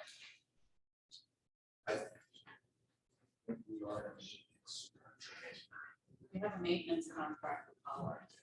Yes. We're in a maintenance contract with Howler. But other than that, not for future. For this year, we're in a maintenance contract with Howler for 2022.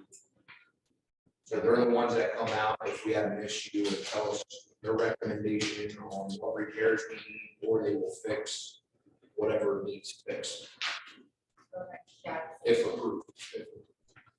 And have you guys shopped around with anybody else for pricing, or even looked at someone that has a business within the township maybe?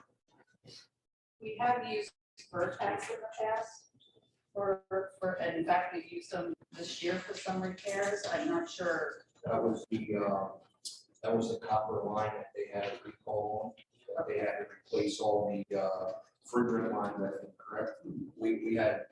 They had installed some refrigerant lines throughout the whole building, and they ended up being recalled for some reason, and we had to replace them all. And that was from Vertex. They actually did that work this year. But in the past, my board member said, yes, they have shopped around for different quotes with different companies. But not for this specific situation. Like you this haven't year, shopped around a price on this. Oh, no, non-urgent no, no, no. that's sitting in Correct. 9 days. we didn't shop around for prices in this specific, for this specific quote, we did not shop around with other companies. Because our maintenance contracts with Howler, actually, correct?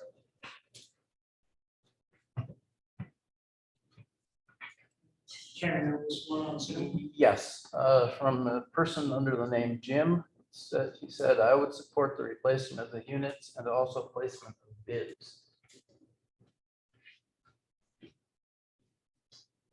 I was gonna say, Amber, does the maintenance contract mandate us to use that company for repairs, replacement, or, when was that contract made? Or was it just a yearly maintenance plan that we signed up with Howard? That's my first part of the question. Or are we locked into having to use Howard for these repairs? Is that was part of the contract, the maintenance contract? I would correct me if I'm wrong. I recall this was at the beginning of the year. When we signed the agreement, the maintenance agreement, we signed that just so if we have call outs, it's at a, let's say, discounted rate rather than call the 24/7 number and get charged X amount of dollars. So I think that's the contract we're in. I'm not 100% sure if we are obligated to use them for repairs. I'd be lying to you if I answer that question. I would throw out a guess that we are not obligated because it is like any maintenance contract, you get a discount, you pay $100 at the beginning of the year to maintain it, they all get clean. So my next question is just like this young lady had said, we should probably bid out, either have other companies come in and give their opinion other than ours. We have probably 3 or 4 HVAC companies right here in East Cocalico. So maybe as part of your motion, we should include that we have 3 companies that are local within 5 miles of this building come out and bid or give their opinion, like you said you wanted to, Mr. Bernier, you said you wanted to have somebody tell us what the equipment is, how old it is, give us a baseline, tell us what it is. We can have those 3 companies do that and then come up with a bid on what it would take to replace all the units, just the compressors or whatever. We could bid that out and get an idea. Just a thought.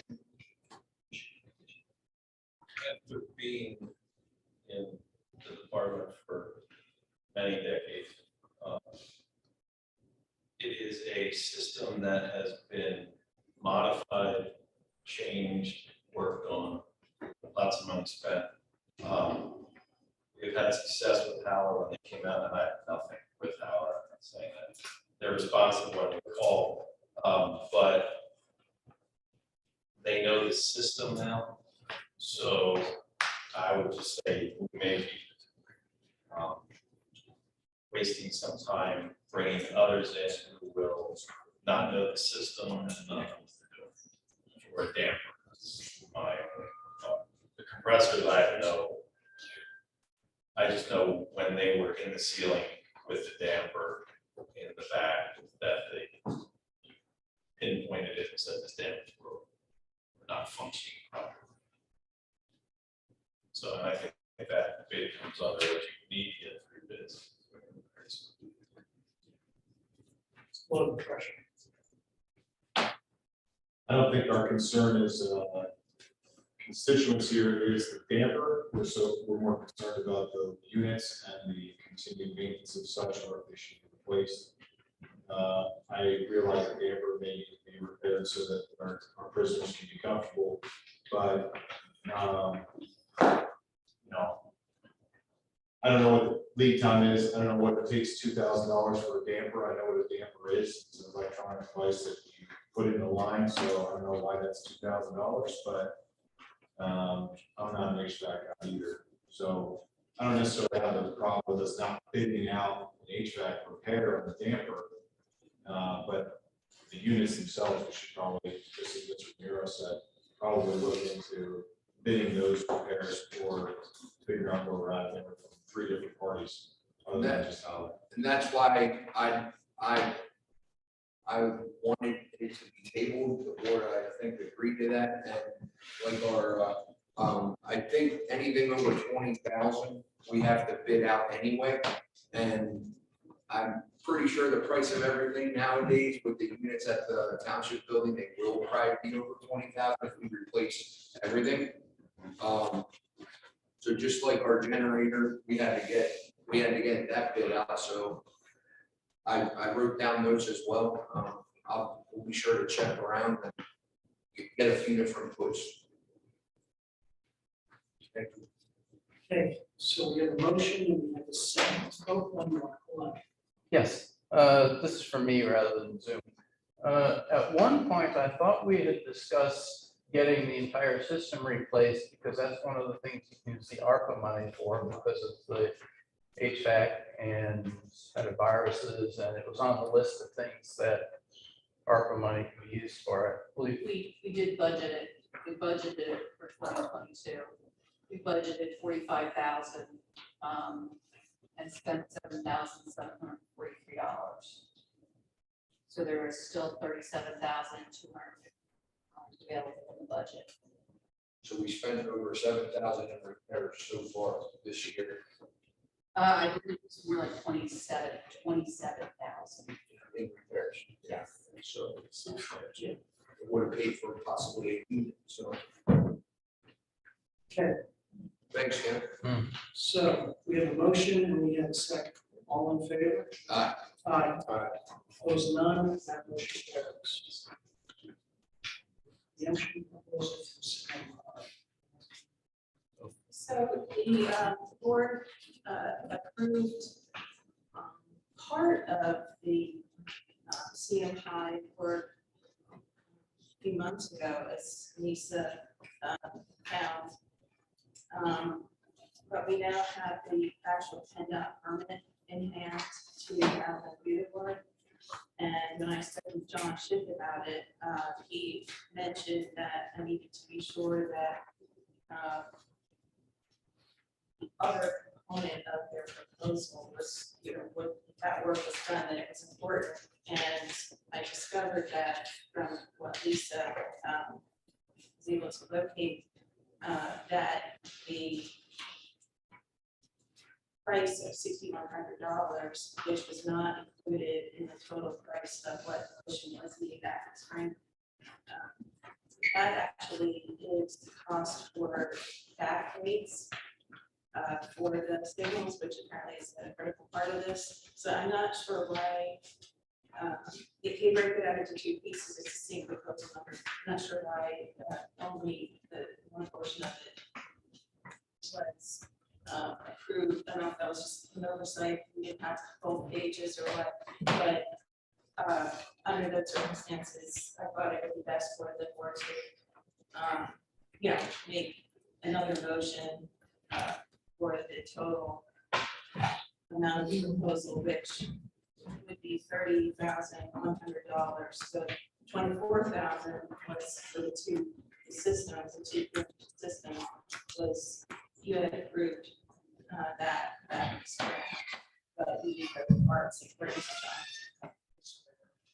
That addresses John's concern on the back end. Right, and just for a refresher, this is for the garden spot 272 intersection at the 897 and 272 intersection. On the garden spot intersection, Everett Township will be making a contribution toward the cost. Please about $8,000. Going from memory, that sounds right, somewhere around $8,000 for every study. I don't have it.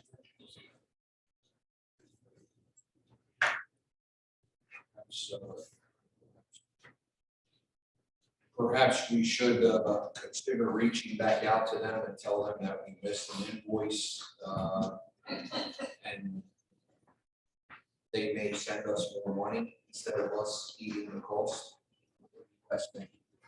We table this for now. We'll reach out Wait, first. We reach out, Sharon, can you reach out to that for that?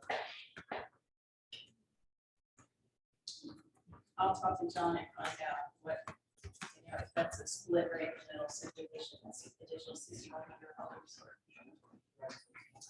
Where's the portion of it? Or wait, the portion on that, so. Yeah, and they were not contributing to their. Well, right, of course. Yeah, I'll follow up and find it with John to find out what the breakdown is, and then I'll go back to that. Okay. Well, they were not super happy with that. Yeah, so I'll go back to Steve Sawyer. So you can check it. Yep. And then just for clarification, it was $8,850 efforts portion. Close. Yes. Okay, thank you. Okay. So we have a resignation from Ray Wolf. I'll read that resignation. Please consider this letter a confirmation of the statement I made at the April meeting of the East Cocalico Township Authority Board, indicating the need for me to resign my position on the board effective October 30th, 2022. Being retired, I plan to spend too much time away from the area to be a benefit to the board. I've definitely enjoyed my time on the board, the relations made, and the knowledge gained, which will all be missed.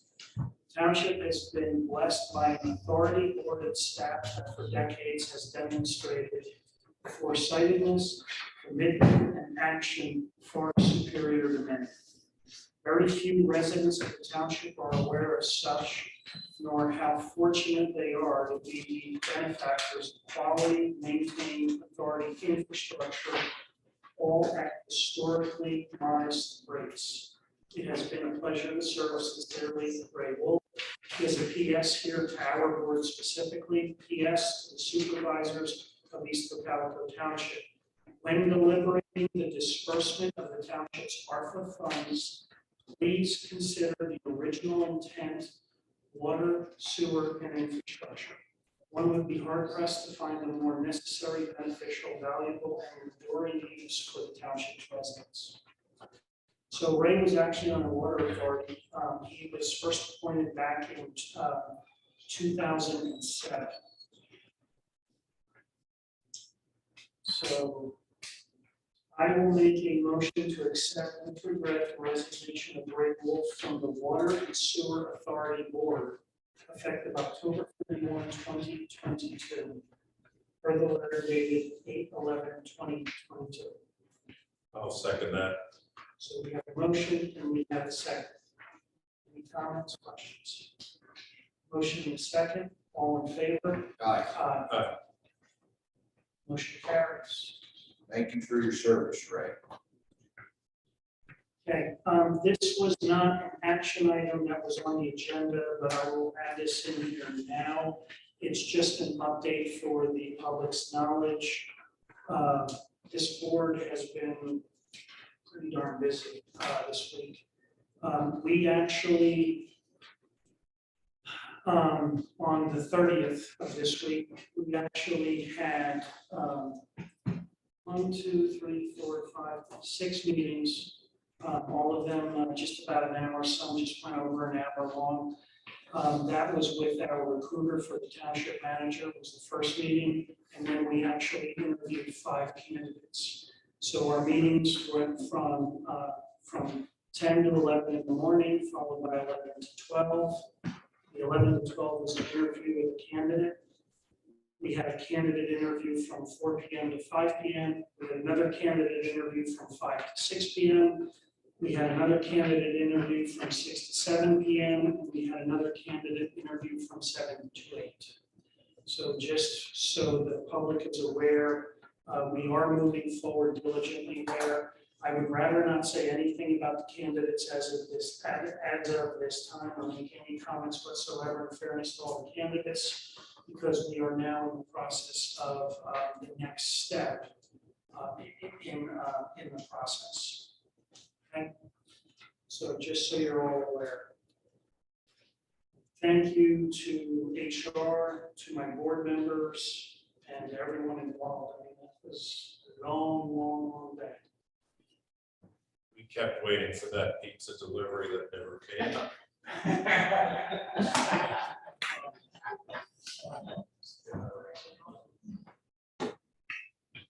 Okay, department reports, chief. Keep it very brief. Unfortunately, sometimes when you get new things, they have gremlins. So, new car 2 patrol vehicle. We learned that it's having an issue. It was taken to Twin Pine Ford. They consulted with Ford Engineering, and it needs an entire new wiring harness.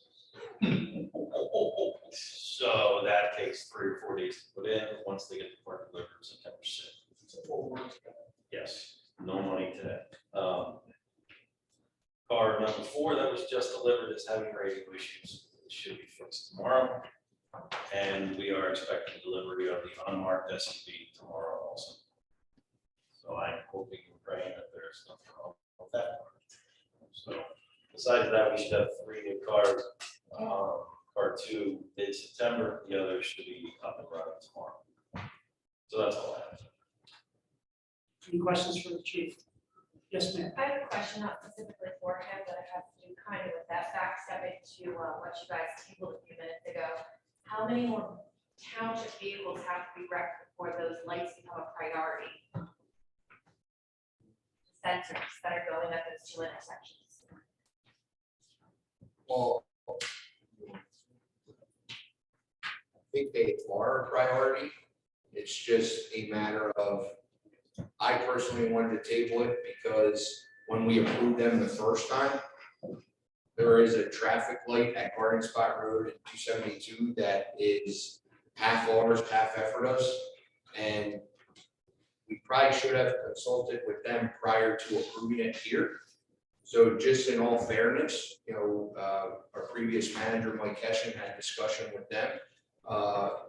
There is a cost difference of the $6,100 that obviously we will reach out by tomorrow or Monday with them, run it by them. If they're gonna give us their half, great. If not, we will still probably have it on the agenda next meeting and move forward with it because it is a priority to keep our first responders safe at all intersections.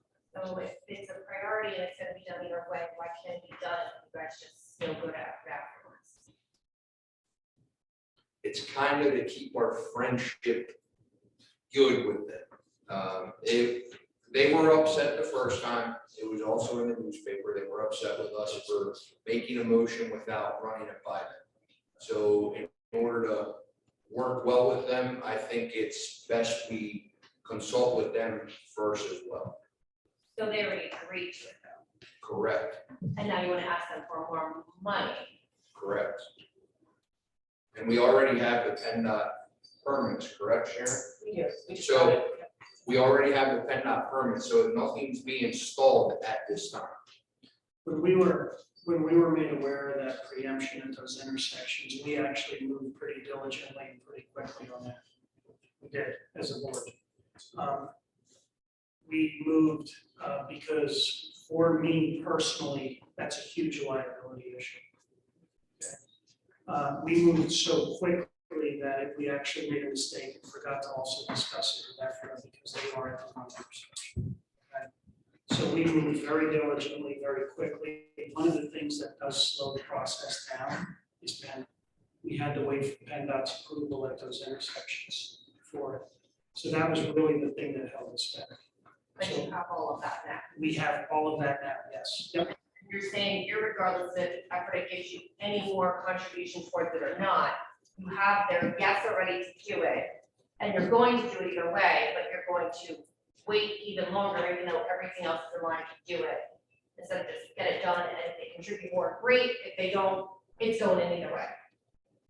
And as Lorenzo said, as a courtesy to our neighbor, yes, because we might have ruffled some feathers going as fast as we did the first time.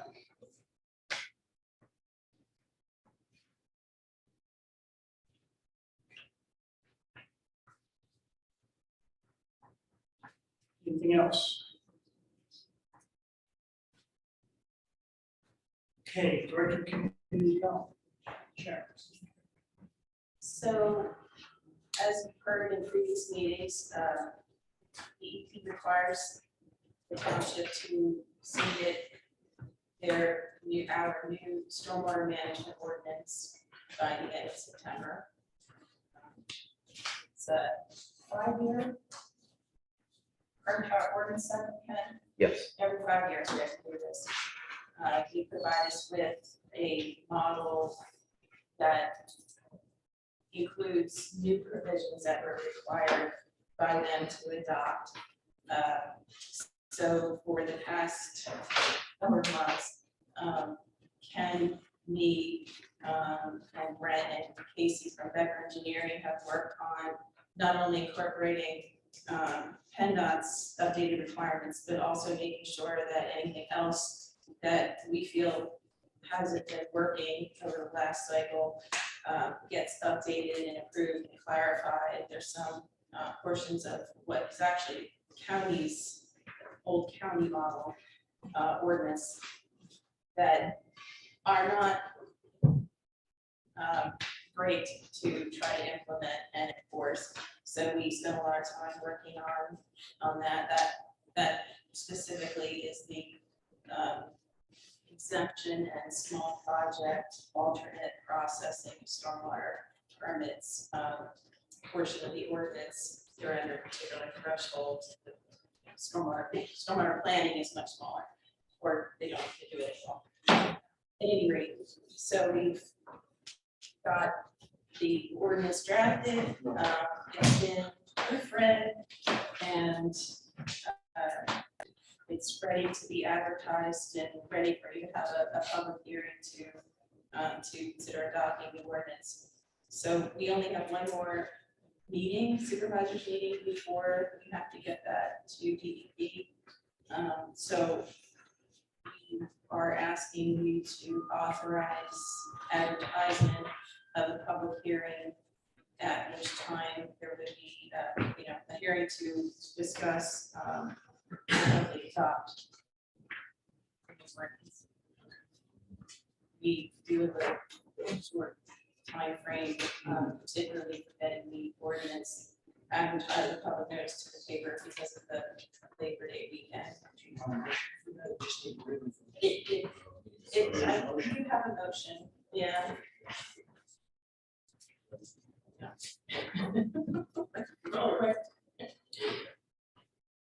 And as part of that, we'll be putting together a summary of the ordinance that will actually be in public notice. Obviously, we don't want to actually put the entire ordinance text in public notice, so that still needs to be done. But we're in a pretty tight deadline. The entire text of the ordinance will be available. Sorry, yes, I should make that clear. The entire text of the ordinance will be made available. Actually, if I can have that posted on our website tomorrow, if you authorize to go ahead with that advertisement. So I will make a motion to authorize the advertisement of public hearing for the adoption of ordinance. Didn't give it a number yet. Right. How would I title that? It would be the East Cocalico Township Stormwater Management and Earth Disturbance Ordinance in 2022. Thank you. So I have a motion. Is there a second? I'll second. We have a motion and we have a second. Any questions or comments on that? Seeing none. We have a motion second. All in favor? Aye. Aye. Opposed, none. Motion carries. Thank you guys for putting that together. I'm sure it Yeah, took a lot of time. some good work there, Ken. And again, for public, for And clar- Sharon. And kids. Thank you. for clarification for the public, and that draft version will be out there. We'll put that on our website. Yeah. For tomorrow. And of course, we'll have copies here too. 59 pages. Okay, MS4, Ken. Okay, well, short about the stormwater ordinance, that's been taking up a lot of my time, including 10 hours of proofreading this past Tuesday. In addition to that, I'm also working on amending our pollutant reduction plan to include the FS4 program, the farmers reducing sediment by conservation practices. That also need to get to DEP for their review and approval in the near future. It's almost done. It's just been, those two projects have been kind of competing for time. So I go along. Those are the main items I'm working on. Any questions for Ken? Okay, thank you, Ken. A treasurer report, list of bills. Yes, we have approved the check payments for the general fund bank account list of bills in the amount of $101,460.28. The starting date of August 19th to August 30th. Is there any questions on the bills as presented? Seeing none, I make a motion to approve. Oh, okay, excuse me. Sorry. Yes, sir. So check number 62820 for 16,500 transferred to investment account. Yes. So from the last meeting, that was supposed to be in addition to the 85,000 that was bring that fund up to get to 2.5%. Yes. It's in addition. Okay. That's so we can have that $1 million in the account, which was the Judy, 2.5% interest in that account. Okay. And that came from the Alberta account. 2 units. It's just an exchange of funds from one bank to another. Right, in addition to the 85,000 mentioned at the last. The motion that was approved, yes, the last. So the motion is, okay, the motion that was approved was 85. Was the 85 or up to and including 90,000, was that? That's, there you are, that was the motion, yes. And then this was in addition to that. Yes. Okay.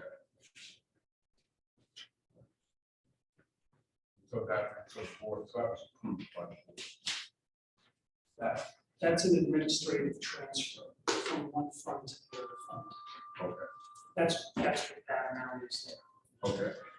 There was no motion for that, or no. Because it's an administrative transfer. Okay. All right, thank you.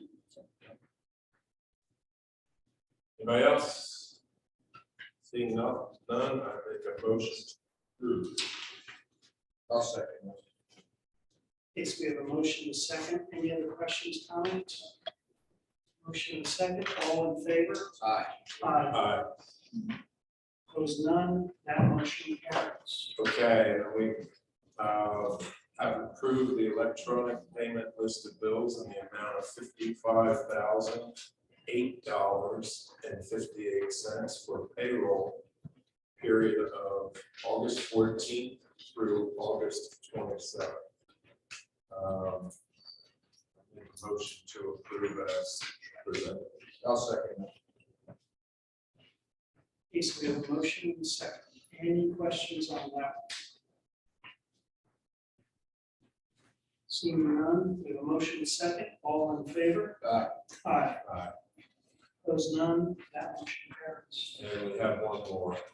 We have the check payments for the general fund bank account listed bills in the amount of $73,286.28 on checks dated August 31st of 2022. Is there any questions there? Yes, sir. Check number 62847 for $46,488 for traffic money. What was that? That is paying fines on your roads. Understand that I haven't seen the lines, but just curious when, is that also an approved expense, or what was that? It's budgeted money, yes. I think Judy, we had like 50,000 budgeted there for money. Yes. Is that already completed, or is that? Yes, this is paying the completed job. Yes. As part of the budget, we pulled together previous year, November, December timeframe. Hill Road's pretty bright. Is that? Hill Road's pretty bright right So I didn't even take notice. Any question? Yes, sir. I just want to, if you wanted to see that paying a line, go check our engine out, because we went out right after they did it.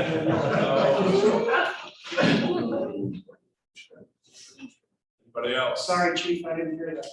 Okay. Seeing none, I make a motion to approve as presented. there. Second.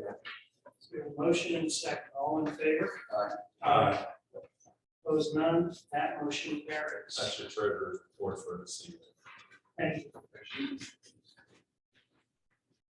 Any new business? I do not have.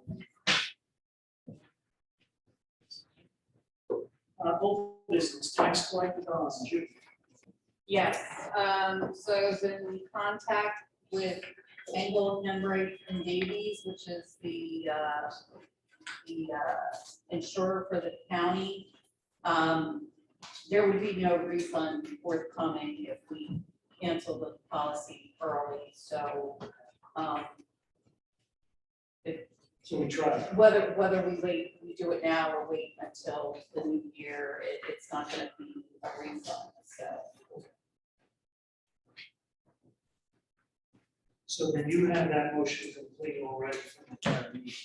Yes, So we can now execute on canceling that bond.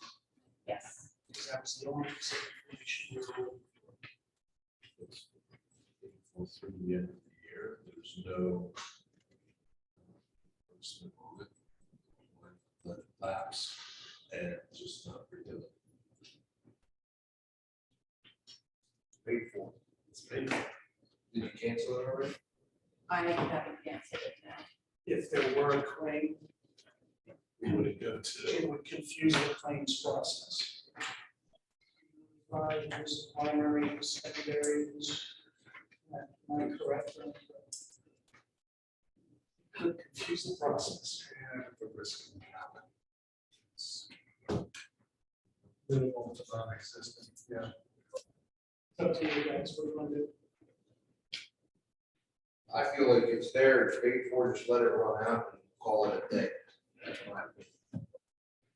No renewal coming next year. less phone call. Okay, so Judy, we made the motion to go ahead and cancel the bond. So we're fine there. The only thing we needed was what was the appropriate time to do it. We don't need the motion for that. Yeah, so it's just academic, let that go, so in that direction.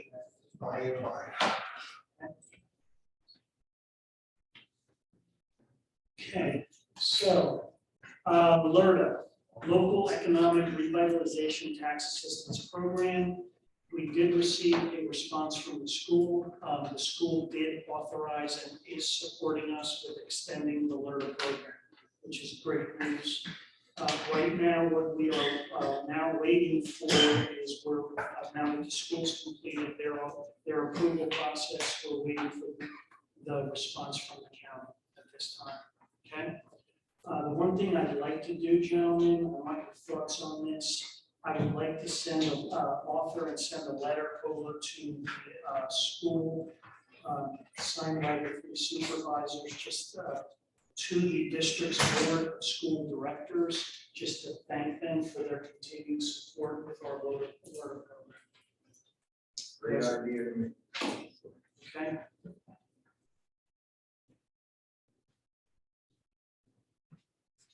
Okay, so Chevy and Impala we tabled. Oh, yes, sir. Sorry. When the county goes to, Alan Fry, sorry, when the county goes, looks at the LERTA thing, some of the supervisors attended last year, do you know when they're gonna have it on their agenda? I do not, Alan. I can find out and ask. It's only, it would fit it for at least one of the supervisors. Oh, because the first time when you guys first did it, did you all go or was? Well, some of us went, I didn't go, but some of us went. I think we do know, I think Lisa. What I think it is, I just don't know off the top of my head. We'll get you the date. Oh, And it'd be good if someone wanted to at least one just go. yeah, and we'll definitely do that. Thank you. Yeah, to be in attendance.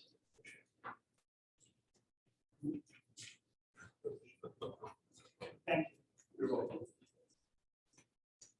The Chevy Impala, we finally got the title for it.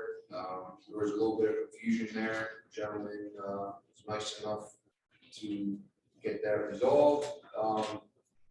Gov Deals wanted, they told Lisa it'd be nice to take a video of the vehicle running to post. They say it brings more money that way on their website.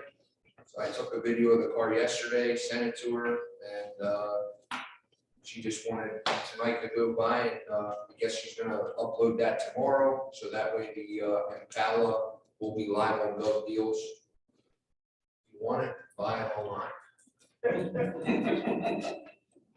Lorenzo, is there any truth to the rumor that you were test driving up and down Hill Road multiple times to get that video? No, sure, it was in the parking lot. The vehicle was on our property. It is not inspected. Yep. Put that over there, that's great. It was no removed. We're driving on public roads. Right. Okay, rec board. This one was tabled, and I think we're still waiting on, is that correct? Mike? Yeah, we heard our meeting on the 13th. Thank you. I would like to make an announcement with the rec board from last time they were last meeting, they had said about Fishing Creek Park, redoing all the millings and whatnot. I think it was completed today, or they're opening it up tomorrow. I was actually driving by and stopped by. If you get a chance, check it out. It came out great. And the road crew did a wonderful job with that. And, you know, it was good coordinating with, you know, the millings coming off of the road. We were getting milled right across the street. So it was a great job to the road crew and the rec board for coordinating all that.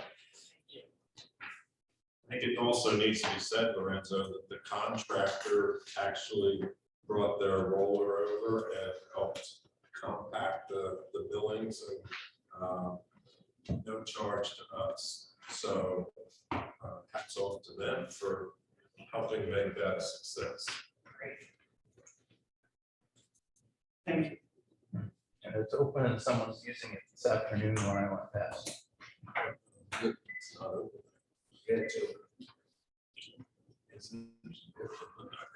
Okay, public comment for non-agenda items. Again, just please state your name clearly. We have one from Zoom we've had for a while.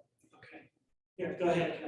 It's also from Jim. It reads, does the township have any requirements for drug testing relating to incidents that occur while driving township insured vehicles?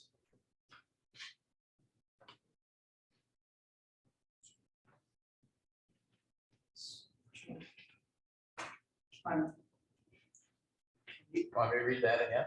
Yeah, I don't understand the question. The question is, does the township have any requirements for drug testing relating to incidents that occur while driving township insured vehicles? So incidents implies something happened. Right. I would have to ask the chief if something happened and it was an accident during driving a. There has to be a probable cause or suspicion that something was done. And unless it's a CDL issue for the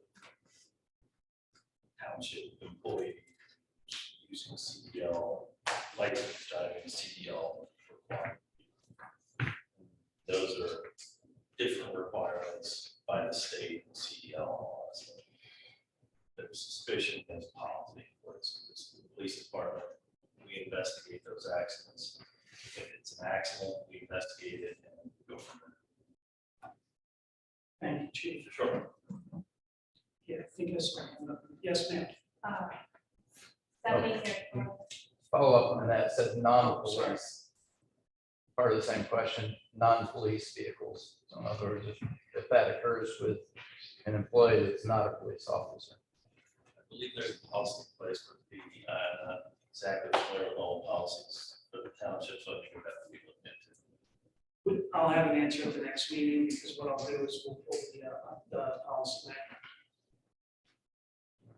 Okay. Take that action item, so for that.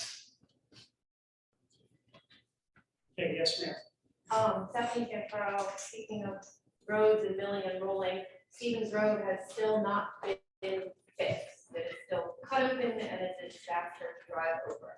Did you get an update on that yet? And is there any action you can place anytime soon? So now they're built and getting bigger and the road is still a disaster.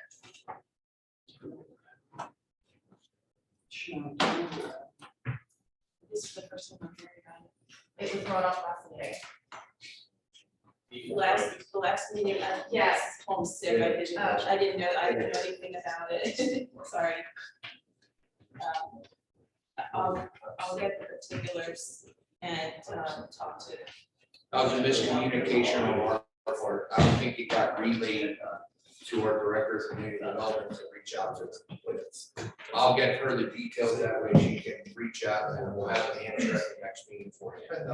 Yeah, one of the things we do know is, one of the things we do know about that road is that is a state road and the developer made those cuts. Okay. But we'll look into that.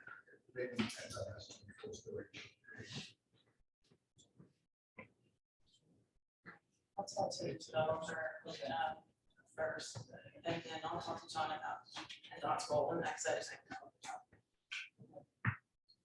All right, thank you. Any other questions? Yes, in the back. Donnie Stover. I just wanted to give you guys a heads up that last week we received our air packs. We're going to be training with them the next few weeks, and by the end of September, we're planning to have them in service on the apparatus. Also, just kind of mentioning the ARCA funding. Have you guys thought about distributing some of that to the fire companies as an additional to the 35,000 you already gave us? To kind of help us out with some of our costs. One of the things we're gonna look at when we're getting very close to the budget season right now. Okay, so it's one of the things we should be taking a look at, especially after you guys did ask us about that. Okay. Okay, Maybe Ken can respond, we submitted for a grant for the White Oak Bridge and the culvert underneath Hill Road there where we see the constant flooding, so hopefully we'll see something coming back. That's a match situation, isn't it, Ken? Right, the application deadline on that one was yesterday. So they're now starting to hear the commissioner describe the review process. The match for that is coming out of the township's ARPA funds, and we checked with them, and that's okay. So if we get the money, half of it will be from the township's ARPA funds and half from the county ARPA funds. And the amount we asked for, I believe, was roughly 317,000, which is half of the project cost. So we're hoping to make those improvements with a portion of the money. yes, sir. Miller. A couple meetings ago, we actually approved the breathalyzer for the police department. And during that discussion, I mentioned about there are a lot of things being purchased on the police side that maybe not have not been brought up into the budget year. And back in 2018, I actually kind of sitting there at nighttime thinking like, I think there's probably a 5-year plan somewhere. And there is a 5-year plan because I found it in February 2018. It was started, and in June it was kind of finalized. And obviously actually kind of ran with that. And going into the new budget year, there's a lot of items. There's like 8 items that were purchased on the police side. Some of them were warranted and needed, and we did save a lot of money, especially with shotguns. Let's keep an eye on the budget and get things forecasted for capital items.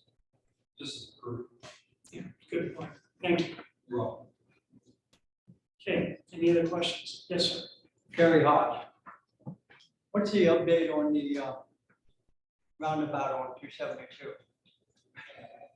As of right now, our engineers are waiting for direction from us as to what to do in the next step in terms of analysis. Did anybody come up with a cost on the new design?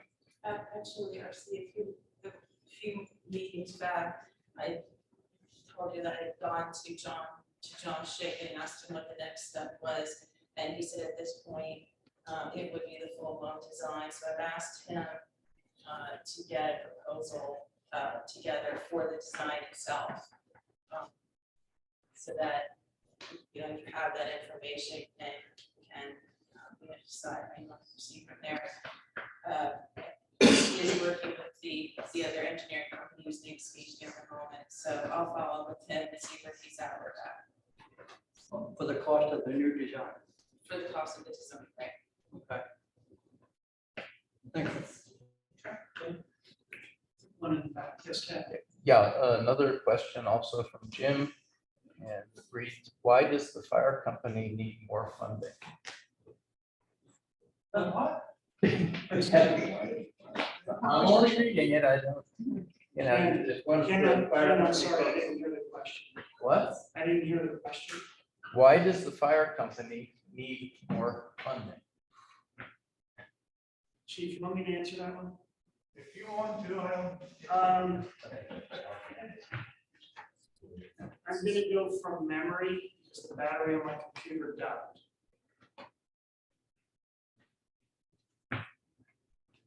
Last year, a year and a half ago, when we were looking at an extensive analysis of some of the fire companies, I believe the state of Pennsylvania at the time, we went from roughly 300,000 volunteers in the state of Pennsylvania for the fire companies. And we are down to roughly, if my numbers are correct, again, I'm going from memory, I have the data, but the battery died. We are down to roughly about 32,000, 33,000 volunteers. There's been that much of a decline in volunteers.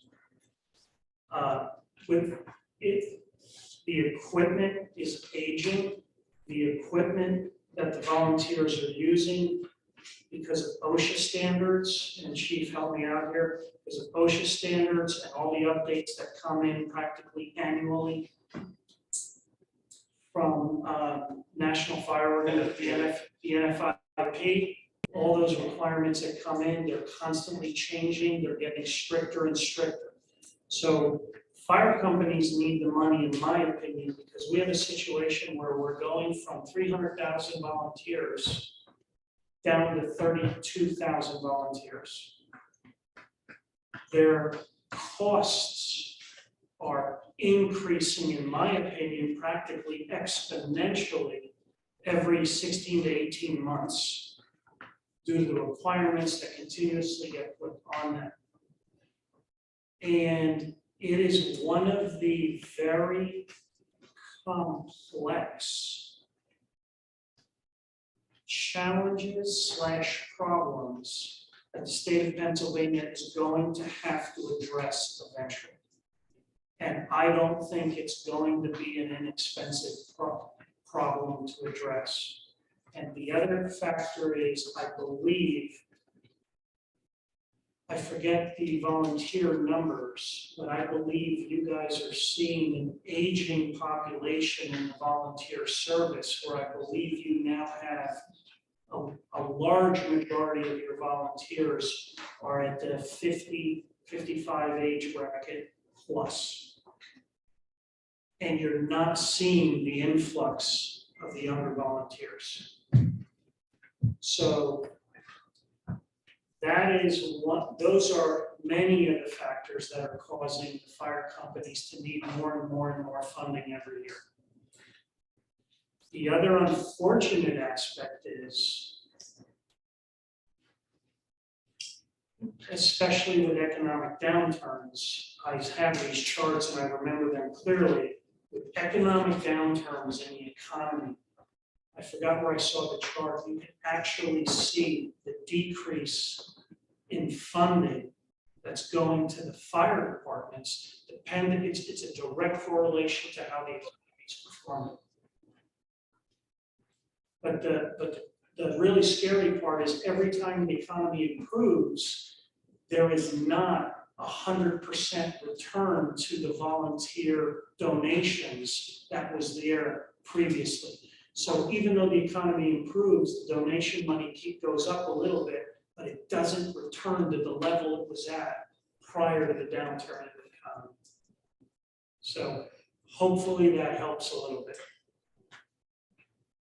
One addition thing from the same person, the additional funds the chief asked for would be split between the other two fire companies. Yeah, but I think we don't get the same amount, evenly. Yes, ma'am. I have a question that kind of goes along those lines. I asked last meeting, it was promised that the firefighter volunteer program that you guys were coming up with would be on today's agenda. Yes, and I am the reason for that. Yes, shame on me. I will tell you what I did is I asked Lisa not to put it on the agenda. The reason I did is we are in this process of hiring the manager. We're very aggressively pursuing it. We are making a list of some very immediate action items that the new manager can help us work on immediately, and that would be one of those items.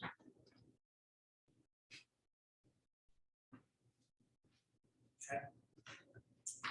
So I own that one in terms of where we're at right now. In full disclosure. Okay, any other questions? Okay, the next Board of Supervisor meeting will be held on Thursday, September 15th. And this will be the morning meeting. This will be at 9 a.m. And that will be in the East Cocalico Township building, again, September 15th, 9 a.m. in our building, and it will be on Zoom live also. We do not need executive session tonight. And I need a motion to adjourn. I'll make the motion to adjourn. I'll second that. So we have your motion in a second. All in favor? Aye. Aye. Opposed, none, motion carries. Thank you everyone for coming tonight.